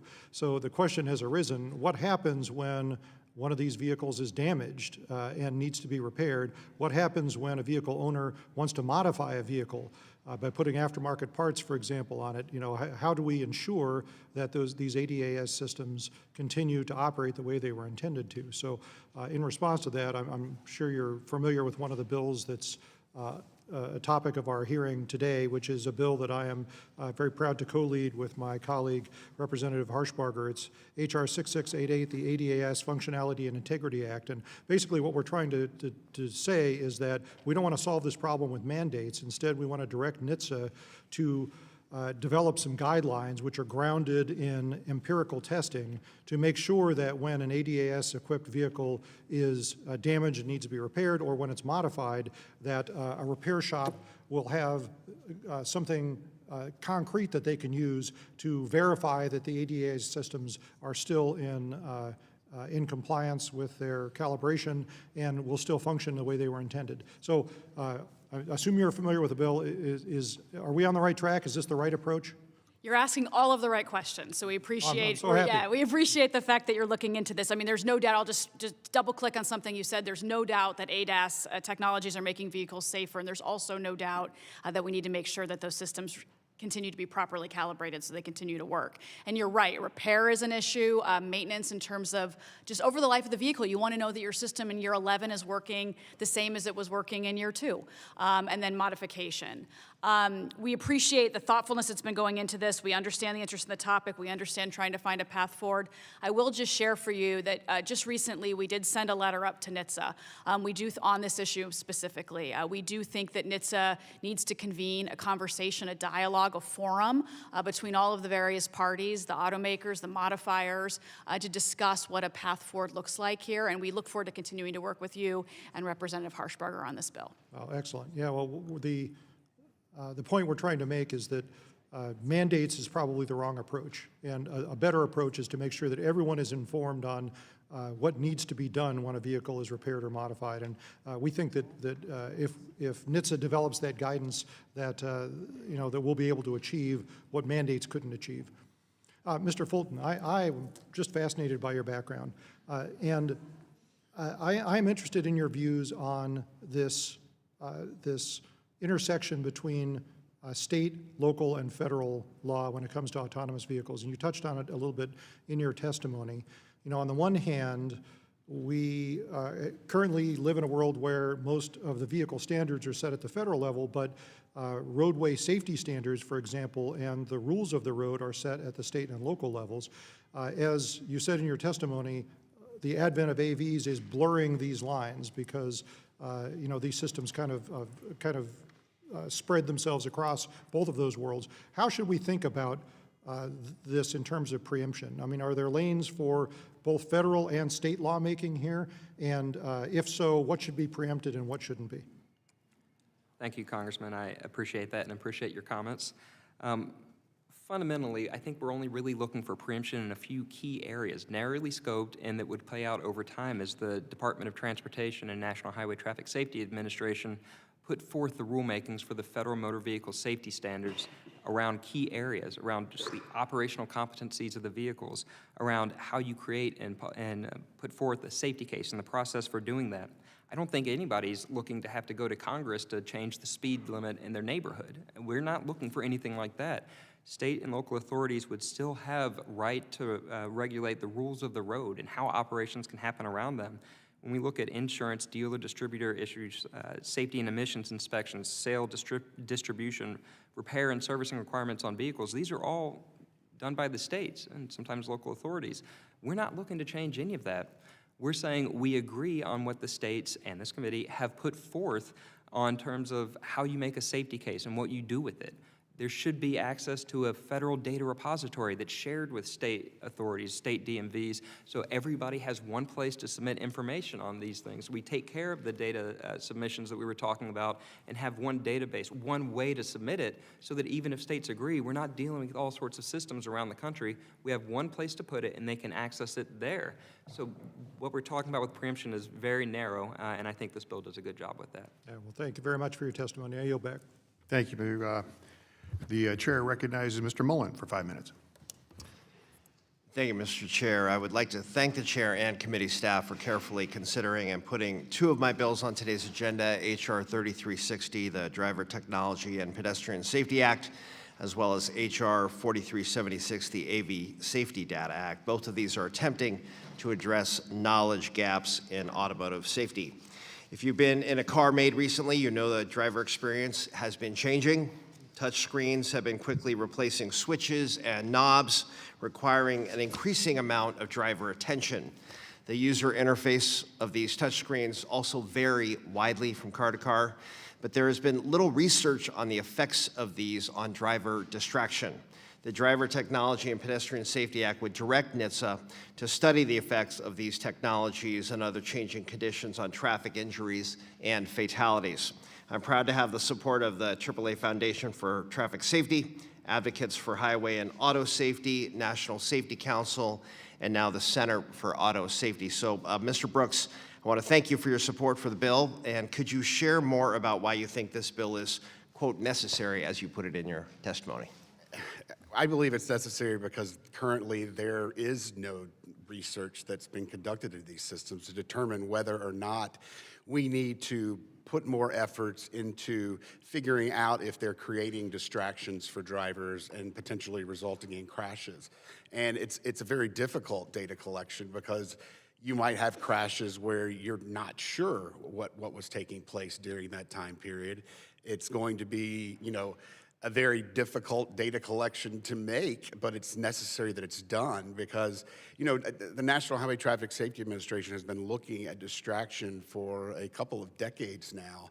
And, the touchscreens were never really on the menu then. They were looking at phones and at some of the distractions that existed from the early 2000s.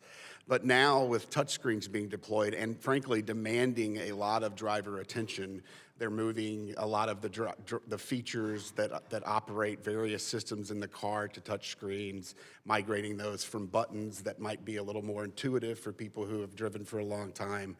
I think it's really necessary to identify whether touchscreens are contributing to distraction, but also, whether the features and potentially some safety features, such as wipers and other things that have been migrated to touchscreens, are posing difficulty for drivers accessing those functions while they're operating the vehicle. Thank you for that. And switching topics, I would like to go back to the safety of autonomous vehicles, which I mentioned in my opening remarks. My bill, the AV Safety Data Act, would require reporting VMT vehicle miles traveled. Having this data is important because we essentially do not have the denominator to be able to calculate incidents per mile. This bill would also require reporting when AVs stop in the middle of roads and intersections, these unplanned stoppages causing safety hazards or preventing first responders from getting by. For example, just last week, an AV in Miami stopped on a bridge, causing a major traffic backup. Human drivers had to go into oncoming traffic to get around it.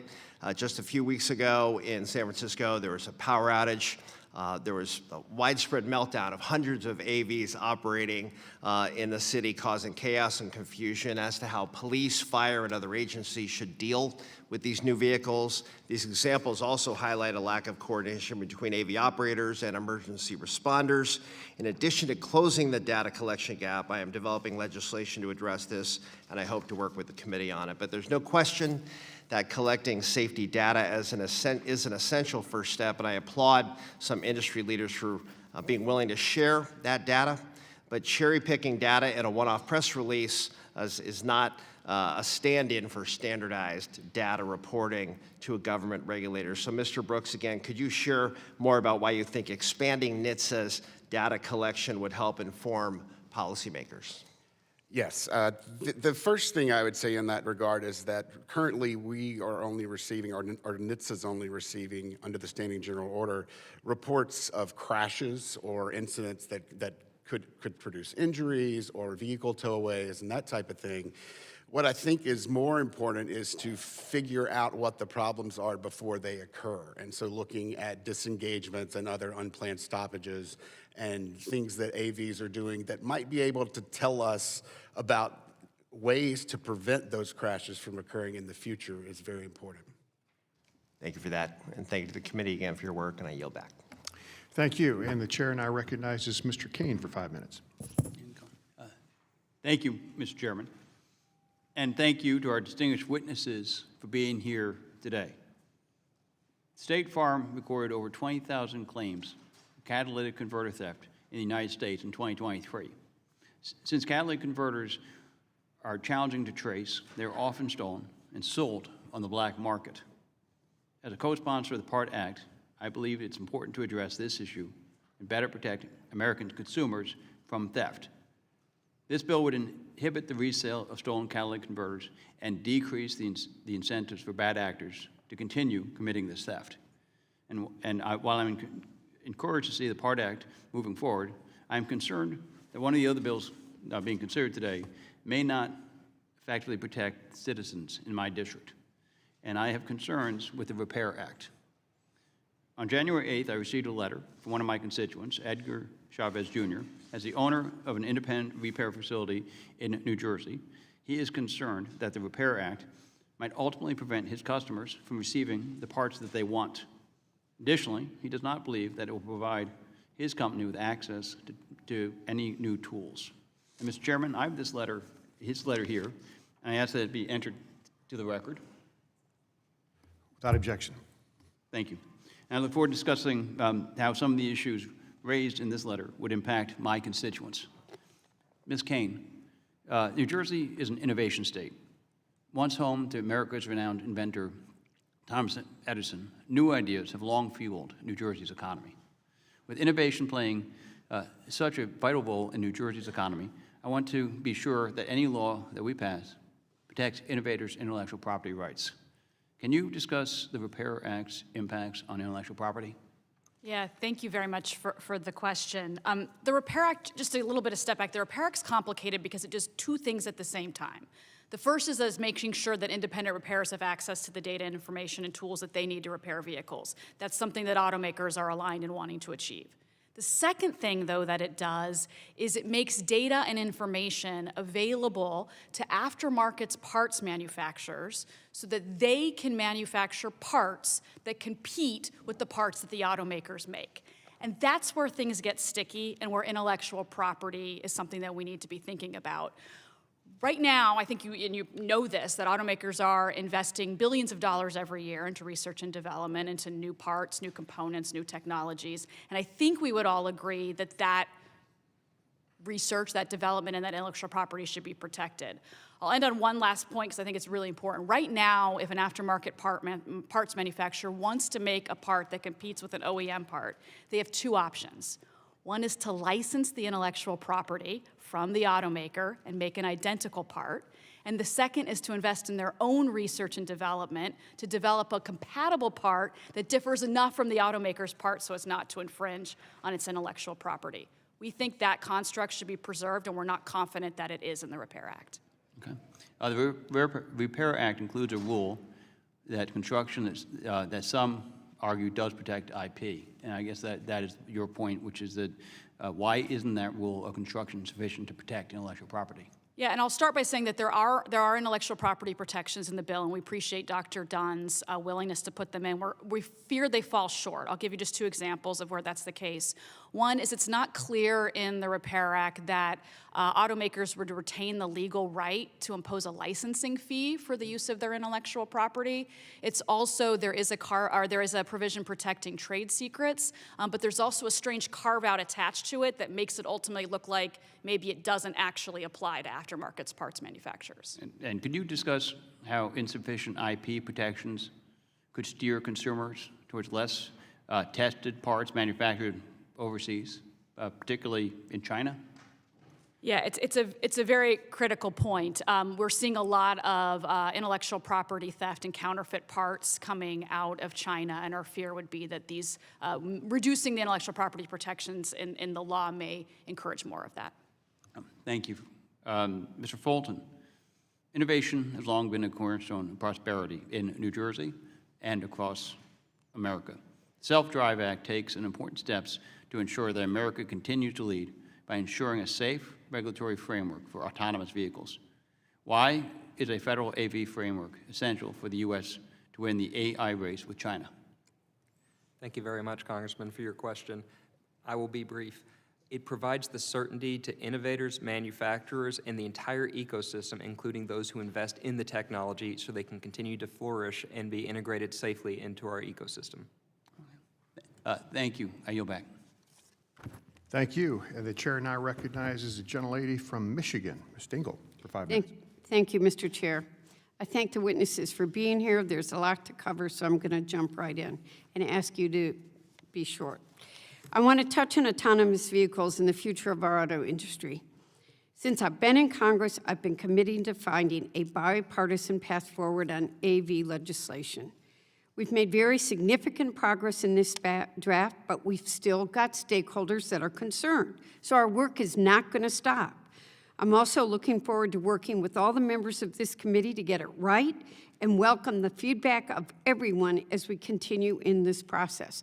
That's why Rep. Lada and I call it a working draft and not a bill yet. Every day we fail to act, our global competitors, including China, are racing ahead in AV innovation. Without a clear federal framework, we're putting American leadership, jobs, and safety, that's my biggest worry, at risk. We're currently stuck with a patchwork of state laws and outdated federal rules that do not reflect the realities of today's technology.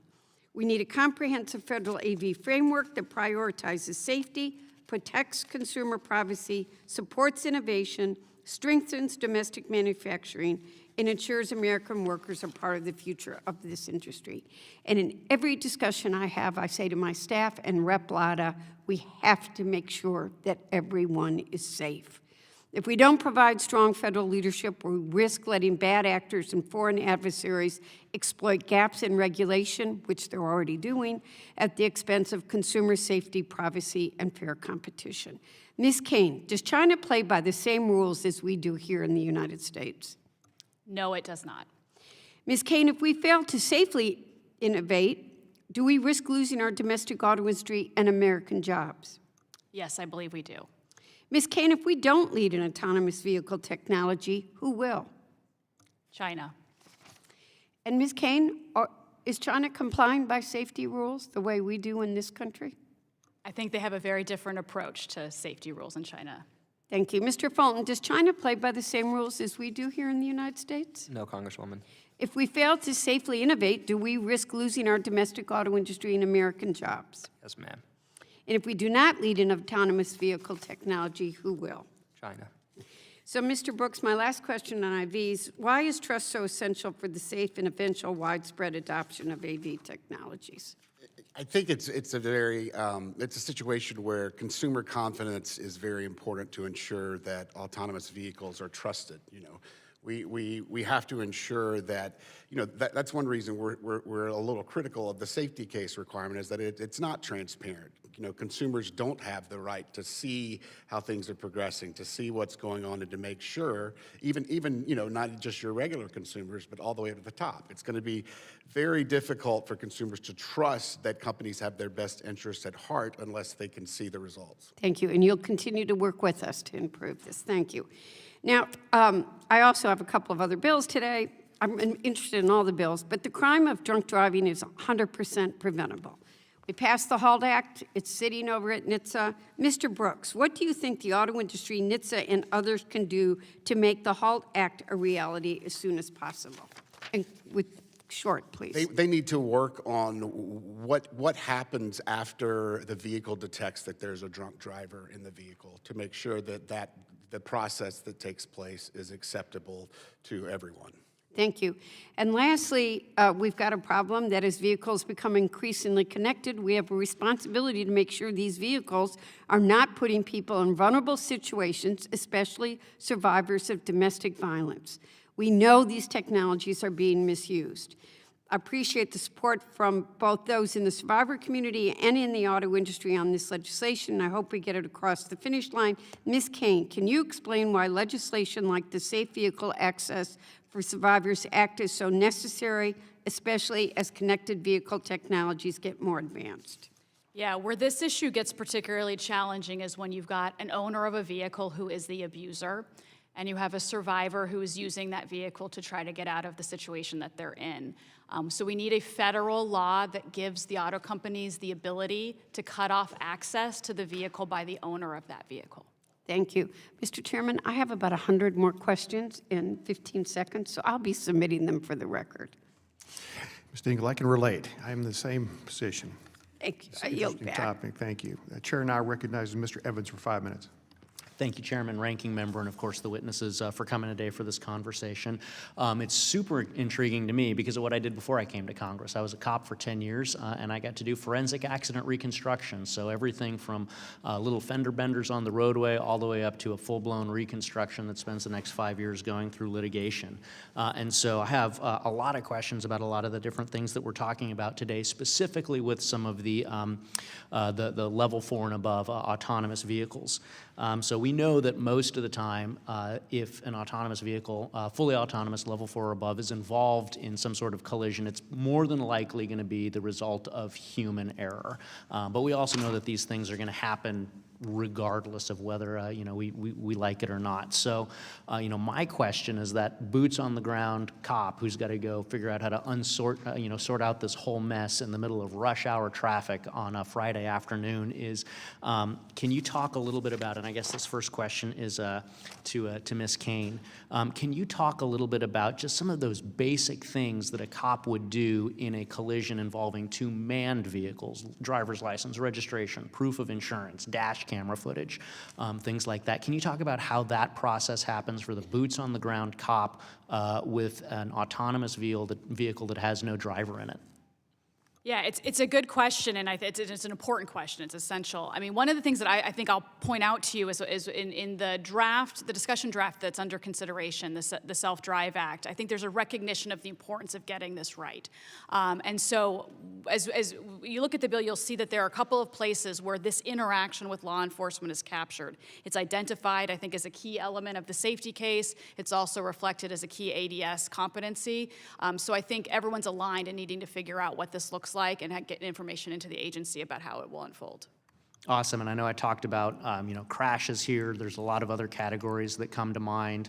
You know, fender benders where the vehicles are drivable. We've all seen the signs on the roadway, move minor crashes out of the roadway. How do I do that with an autonomous vehicle? I come from Colorado. We get snow. We have hills, so two-wheel drive cars get stuck sometimes, or somebody else's two-wheel drive car gets stuck, and then I got to figure out how to open the roadway up here with a bunch of stalled vehicles scattered all over the lanes of traffic. So those are some of the things that I'm thinking about, and so I just want to make sure that we continue to have that very, very intentional emphasis on how the boots on the ground first responders who have to sort this all out, you know, that they're not going to be forgotten in this conversation. Pivoting on from there a little bit to Mr. Hanvey. Last question is for you. We also have today the PART Act to address the scourge of catalytic converter theft across the country. Again, I was a cop. I took lots of reports about these things here. It's a particular problem that Colorado has grappled with, being the #1 state in the nation for auto theft multiple times over the last 5 years, being the #2 state in the nation for property crimes, and having a major, major problem with catalytic converter theft as a part of that crime tsunami in Colorado. You know, quite often the result of some of these statewide Democrat soft-on-crime policies. Our Attorney General, Phil Weiser, just a few years ago on camera remarked, and this is a quote here, people should only be kept in jail after, here's the quote, someone commits a 3rd or 4th car theft in 3 months, end quote. And then talking about catalytic converter theft. You know, our sitting Attorney General said, this is a quote, purchasing insurance that covers your catalytic converter if stolen, end quote, is the best way to prevent this. So I'm heartened by the PART Act actually taking this problem seriously, because I've seen the impact that this has on my constituents and real people who have a catalytic converter sawed off and have to wait 9 months because of a parts backlog to go get a replacement catalytic converter, and their vehicle's down the whole time, denying them transportation to jobs, health care, so many other things. So can you talk from the perspective of the Auto Care Association? Are you ready to go today with all of the logistics, helping drivers get VIN stampings on their catalytic converters and other different procedures? Are you ready to go? Is the Auto Care Association ready to go if we were able to make these funds available? We think that's a very important issue, and as a matter of fact, as an association, we have had seminars on this catalytic converter issue specifically. Are we ready to go and have VIN stamping immediately done? We are not quite ready for that, but we're more than willing to work with the committee on rules, regulation, enforcement. We take it very seriously, and we would most certainly be a willing participant in that.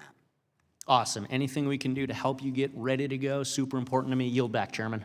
Thank you. I recognize the gentlelady from Illinois, Ms. Kelly, for 5 minutes.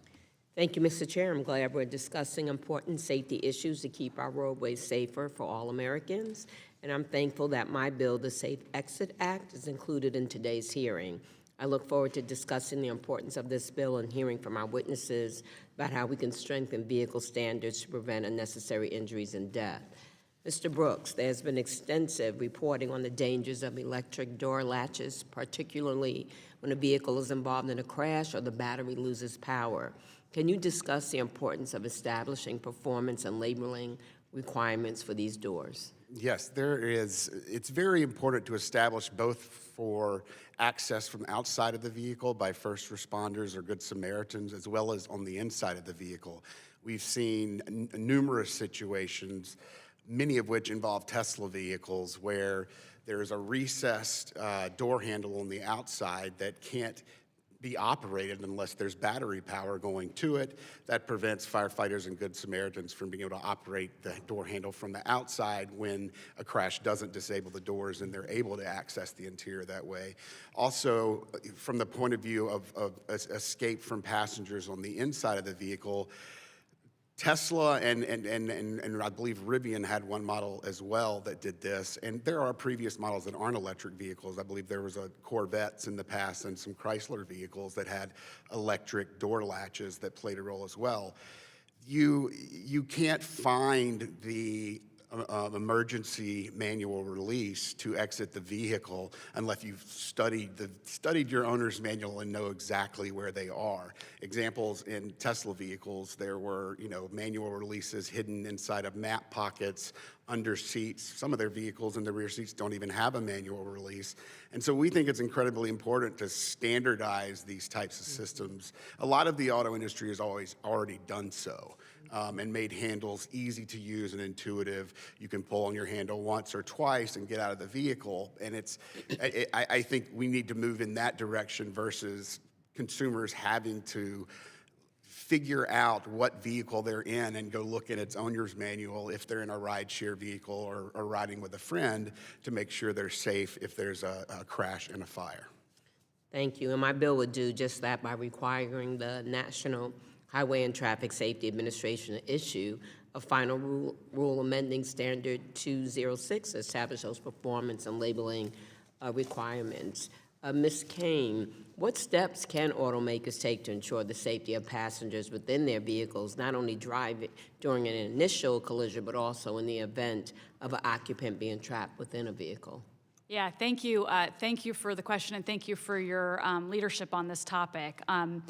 I do think it makes sense for NHTSA and for Congress, for you to be looking at this. We're currently working with our members to figure out what we think makes sense as a next step. I will tell you in some of the preliminary conversations that we've had that we are generally open to some sort of door release redundancy in the event of a primary power loss.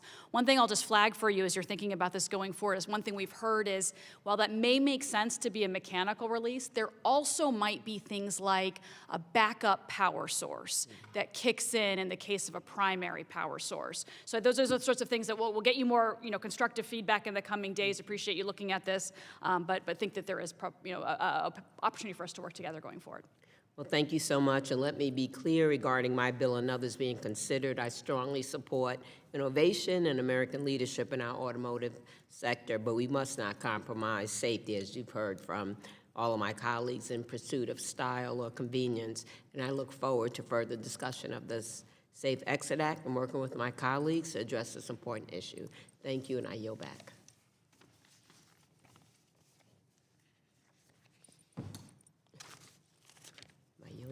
Yield? Ms. Kelly? Yeah. Oh, all right, thank you. The chair now recognizes Rep. Schreier for 5 minutes, please.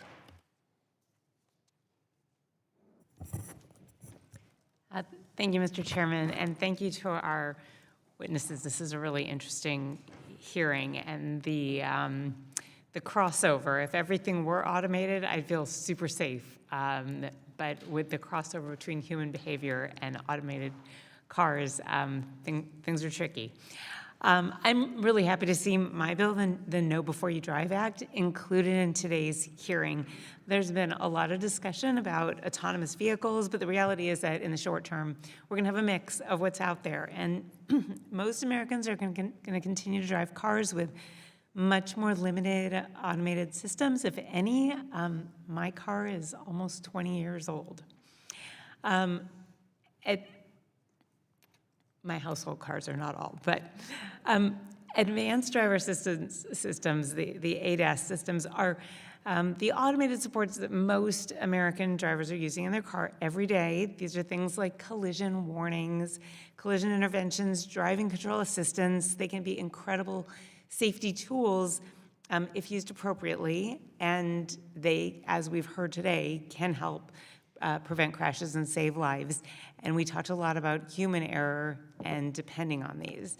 So the tools can actually become quite dangerous when drivers don't really understand their limitations. And we have seen rising numbers of accidents where drivers relied completely on advanced assistance that failed to identify an obstacle or another vehicle. And you talked about exactly that, the outside things. To make things worse, some manufacturers have misrepresented the capabilities of their assistance modes, suggesting that they can be true autopilot or fully self-driving. And I remember test driving, this is just anecdotal, Tesla Model 3 in 2018 when they were just about to come out, and was so wowed by the fact that it could park itself. At that point, I believe you could summon it, although I never tried that in real life. But the staying in the lane, the notion that it could just do that for me was wild. So we tried it out on straight streets, were great. Decided it would be fun to take it on a little spin on a windy country road, and figured out very quickly that that had exceeded its limitations, and I'm very glad that I had my hands on the wheel. So that's where this bill comes in, because the person who was showing me the car didn't give me that bit of information, that on a windy road it would not work. The Know Before You Drive Act would prevent auto manufacturers from making false or misleading claims about a car's driver assistance system, and the bill also requires manufacturers to provide clear, easy to understand explanations of just what these systems are capable of and what responsibilities the drivers need to maintain even while using them. Ms. Kane, can you talk about some of the technical differences between ADAS systems, cruise control, adaptive cruise control, those kinds of things, and a truly autonomous vehicle? And I know Mr. Fulton said if you can go to sleep in it, it's truly autonomous. But could you expand on some of the ADAS systems? Yeah, for sure. I mean, the key differential between just automated features and automated driving systems is the role of a human in the vehicle. And if it's an automated feature, it requires the human to be paying attention to the driving environment at all times. Thank you. I appreciate that. And Mr. Brooks, what kind of data do we have on ADAS features and crash statistics? Like which ones help most? So that we can prioritize some. And I also really appreciate your comments about packaging all the safety features together, but not packaging them with other things. So currently, I believe the Insurance Institute for Highway Safety has noted that ADAS features don't really have any proven safety benefits at the moment, which is something that could change for things like lane keeping systems and other things in the future. But for now, I think it's another area where I think we need a lot more data collection and research to be able to make a determination. So nothing with proof, is that right? Even the little blinker on the rearview mirrors? Well, I don't think that would be considered, that would be like a lower level, Okay. like not quite ADAS at this point. Thank you. Higher level than my 20-year-old car. Last comment, I just want to say that I appreciate your discussion of the screens and the distraction of having a screen that is not directly in front of you, that is to the side, and that you might need for something like windshield wipers until you learn that there's a button that does the same thing, that we need really good instruction manuals right up front. Thank you. Yield back. Thank you. The chair recognizes Mr. Veazey for 5 minutes. Mr. Chairman, thank you very much. I really appreciate it.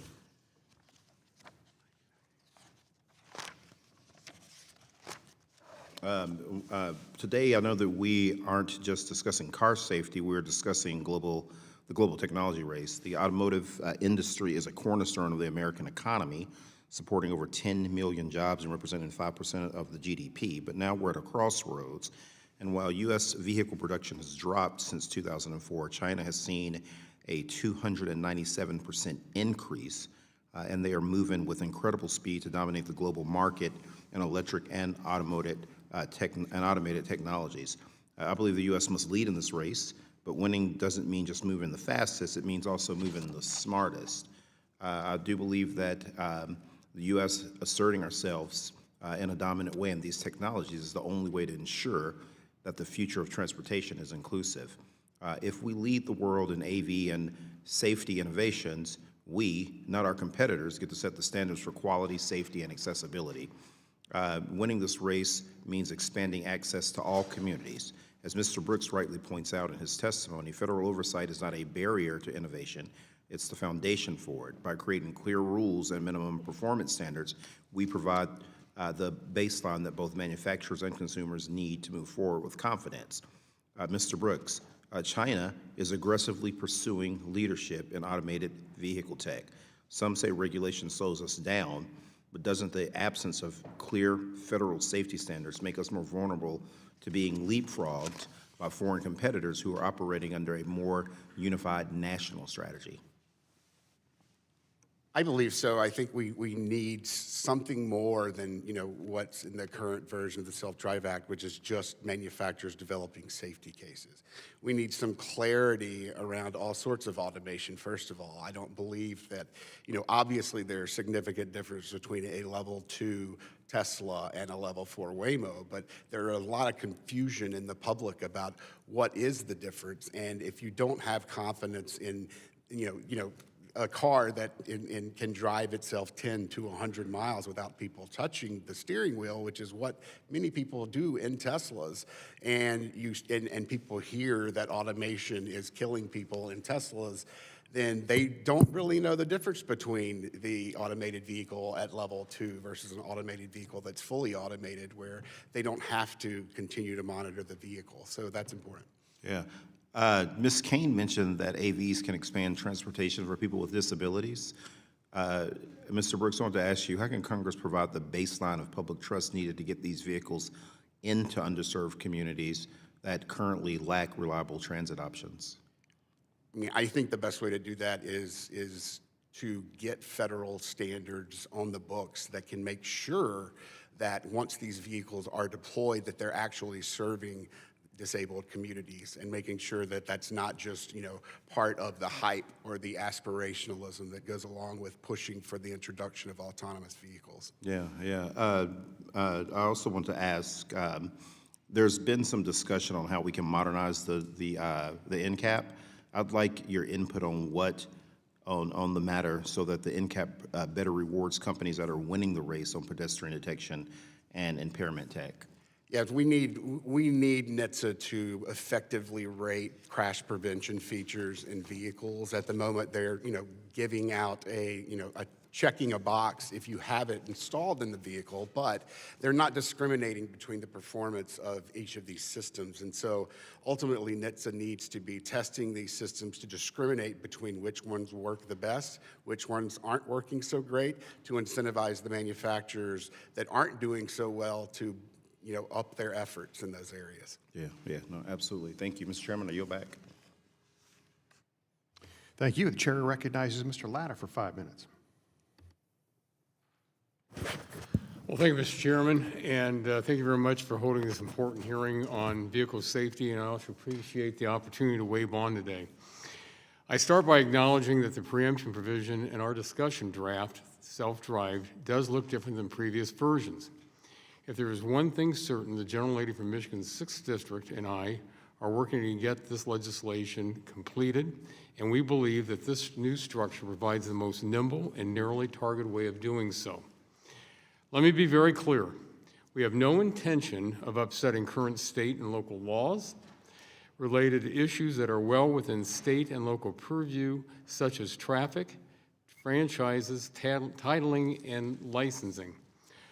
What we are concerned about is making sure on the bumper-to-bumper how vehicle preemption has always functioned and how it should continue to function for AVs.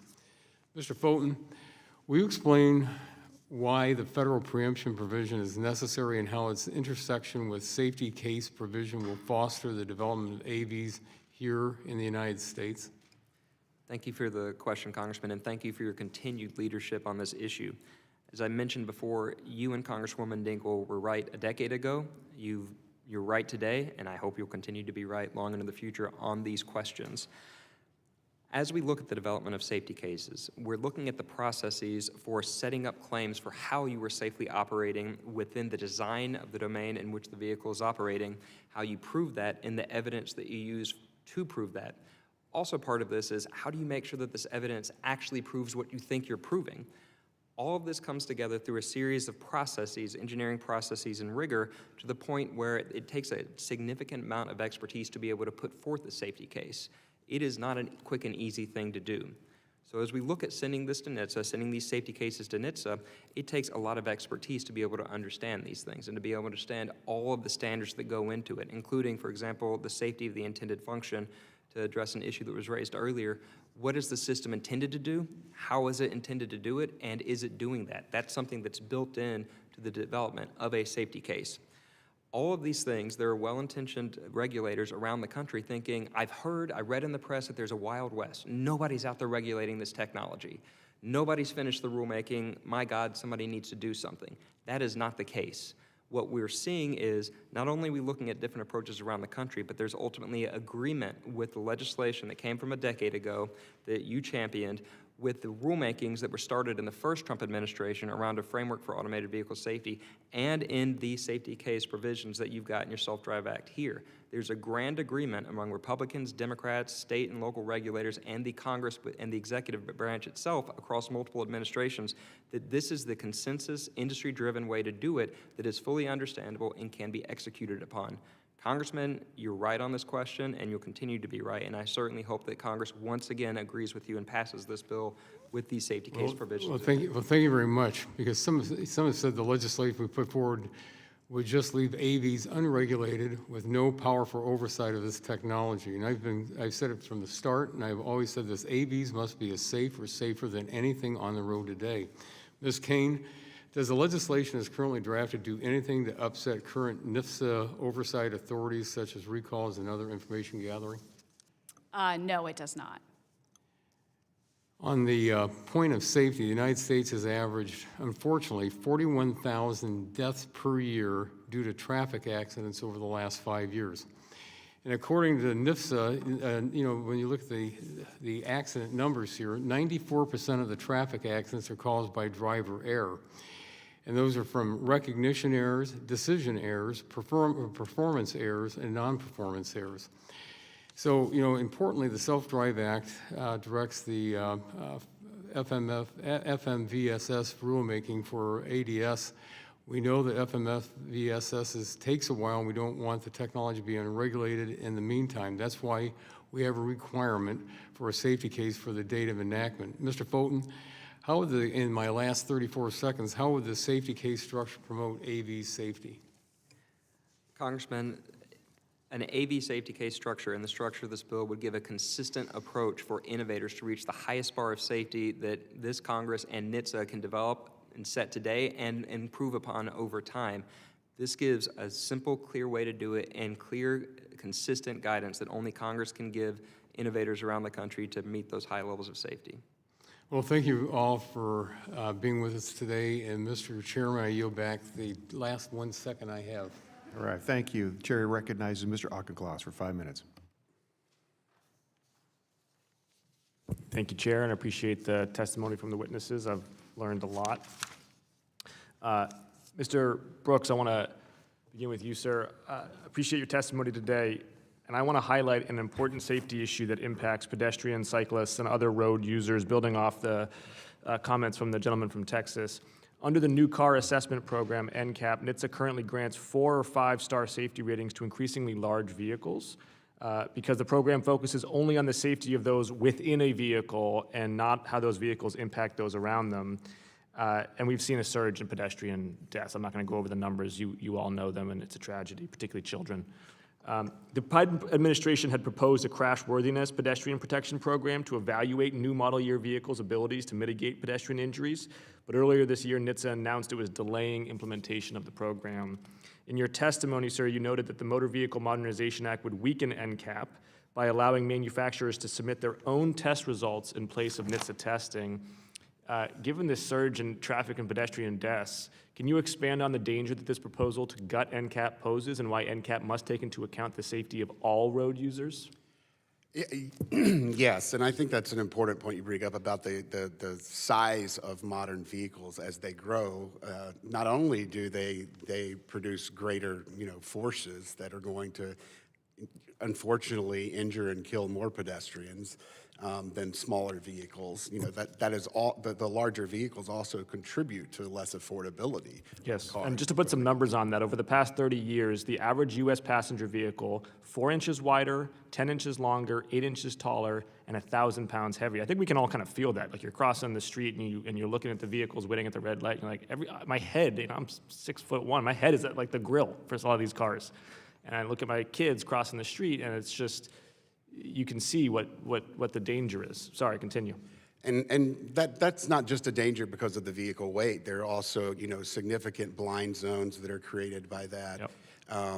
And that's an area that needs to be addressed. And, the larger the vehicle is, the less drivers have the ability to see children or other vulnerable road users in front of it. I think there's been some really good research done lately by the Insurance Institute showing the patterns of areas where drivers cannot literally see anything on the road based on the design of some vehicles. And that's, there has been legislation introduced in the past to address those issues, and I believe that's something that should be considered in the future. Ms. Kane, your testimony calls for revitalizing NCAP, including a robust and sustainable 10-year roadmap. Would you agree that revitalizing NCAP must take into account the safety of pedestrians and other vulnerable road users? Yes, we would. And so would you support having the NCAP have its 4 or 5-star safety ratings, or any of the safety ratings really, take into account the effect of accidents on pedestrians? If I understand your question, I think we are absolutely open to that. Good. And you know what? I will yield my time back. Thank you. The chair now recognizes Let's always use the full 5 minutes. Ms. Harshbarger for 5 minutes. Thank you, Mr. Chairman. Thank you to the witnesses for being here today. This is what happens when you wave on, you get to be the last one. But this is fun stuff for me with vehicles and things of that nature. I'm an independent retailer at heart, and, it's all about vehicular technology. And as it continues to grow and advance, it's clear we need a national framework for AVs, one that promotes safety, affordability, and, innovation. And that's why I support the ADAS Act and Repair Act and the Driver Act. So the ADAS Act will mean for millions of Americans who modify their vehicle that they can trust their car's lane assist or automatic emergency braking system works as intended. And the Driver Act makes clear that your car's data belongs to you, the vehicle owner. So I commend my colleague, Dr. Dunn, for his hard work in getting the Repair Act ready for prime time. And the Repair Act is motivated to support consumers' choice and a fair and open marketplace in the automobile repair industry. And much like with my Driver's Act, if it's your car, then you own the data generated by your car. And there's key supporters of these bills, and I'd like to recognize them, the Specialty Equipment Market Association, the American Vehicle Owners Alliance, and Auto Care Association. And Mr. Chairman, I request that a statement from SEMA CEO Mike Spagnola in support of the ADAS Functionality and Integrity Act, a statement from AVOA Executive Director Richard Ward in support of the Driver Act, statement from Dr. Dunn, and a letter from Seth Greenstein of Constantine Cannon in support of the Repair Act be entered into the record, sir. Without objection. Thank you. And I also want to thank the Auto Care Association for its support of my ADAS bill and for its willingness to work with me on the Driver Act. In addition, I want to thank the Alliance for Automotive Innovation for continuing to work with me in good faith to find a constructive path forward on ADAS. And it's a complicated issue, very complicated. Mr. Hamby, the ADAS Functionality and Integrity Act requires NHTSA to engage with stakeholders, including the independent automotive aftermarket. What types of data and real-world experience can your members contribute to help NHTSA develop effective practical guidelines? Thank you so much for your question, Congresswoman. We are happy to work with NHTSA to provide any data that we need, any data that we have. We'd be happy to provide it. We provide an annual fact book that is a comprehensive view of the automotive aftermarket that they might find useful. We'd be happy to work with NHTSA to do a survey of our membership and those folks that install those types of systems. So we're very willing and able to work with NHTSA on this very important piece of legislation. Very good. You know, it used to be when you wanted to check your oil, you just raised the hood, and you got the dipstick, and you stuck it in there to check it yourself. You know, but the last vehicle I had didn't have a dipstick, and I almost ordered one so I could do it myself. But some new cars don't have them, and the dashboard screen alerts you to the oil level. And you know, I talked about this last time. When you get in, ladies, you won't like this either. When you get in and that seat weighs you, that's a problem for me. And so, does this gatekeeping of data pose a challenge in the future? Mr. Hanvey? It certainly does, Congresswoman. And, you know, right now, the restrictions are on the data, but there's two overriding factors for that. And number one, for the OEMs to drive consumers back to the dealerships for repair. Number two, to monetize the data off the vehicles like Stellantis, who have business units dedicated to selling that data. And with respect to whether blocking data is a future challenge, it's absolutely correct.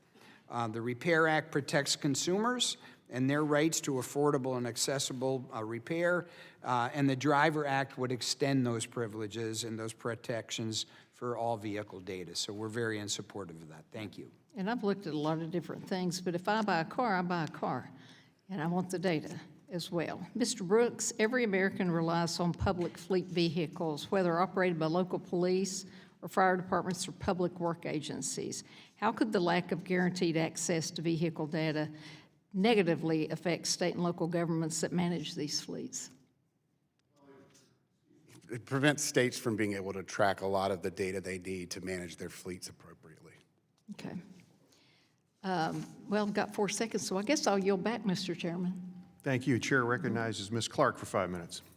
Thank you very much, Mr. Chairman, and I thank our ranking member, Chakowski, for holding this hearing, and thank you to all of our witnesses for joining us today.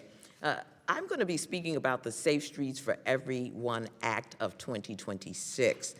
So I want to take this moment to thank Jill and Michael White for being here today. They are the parents of Magnus White. Magnus was a 17-year-old U.S. national cycling champion getting ready for some of the most exciting years of his young adulthood.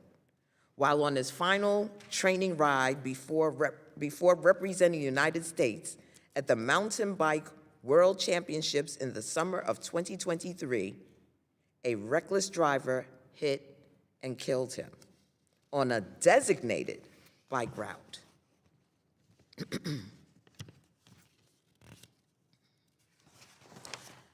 Advanced safety features like automatic emergency braking systems could have prevented this tragedy.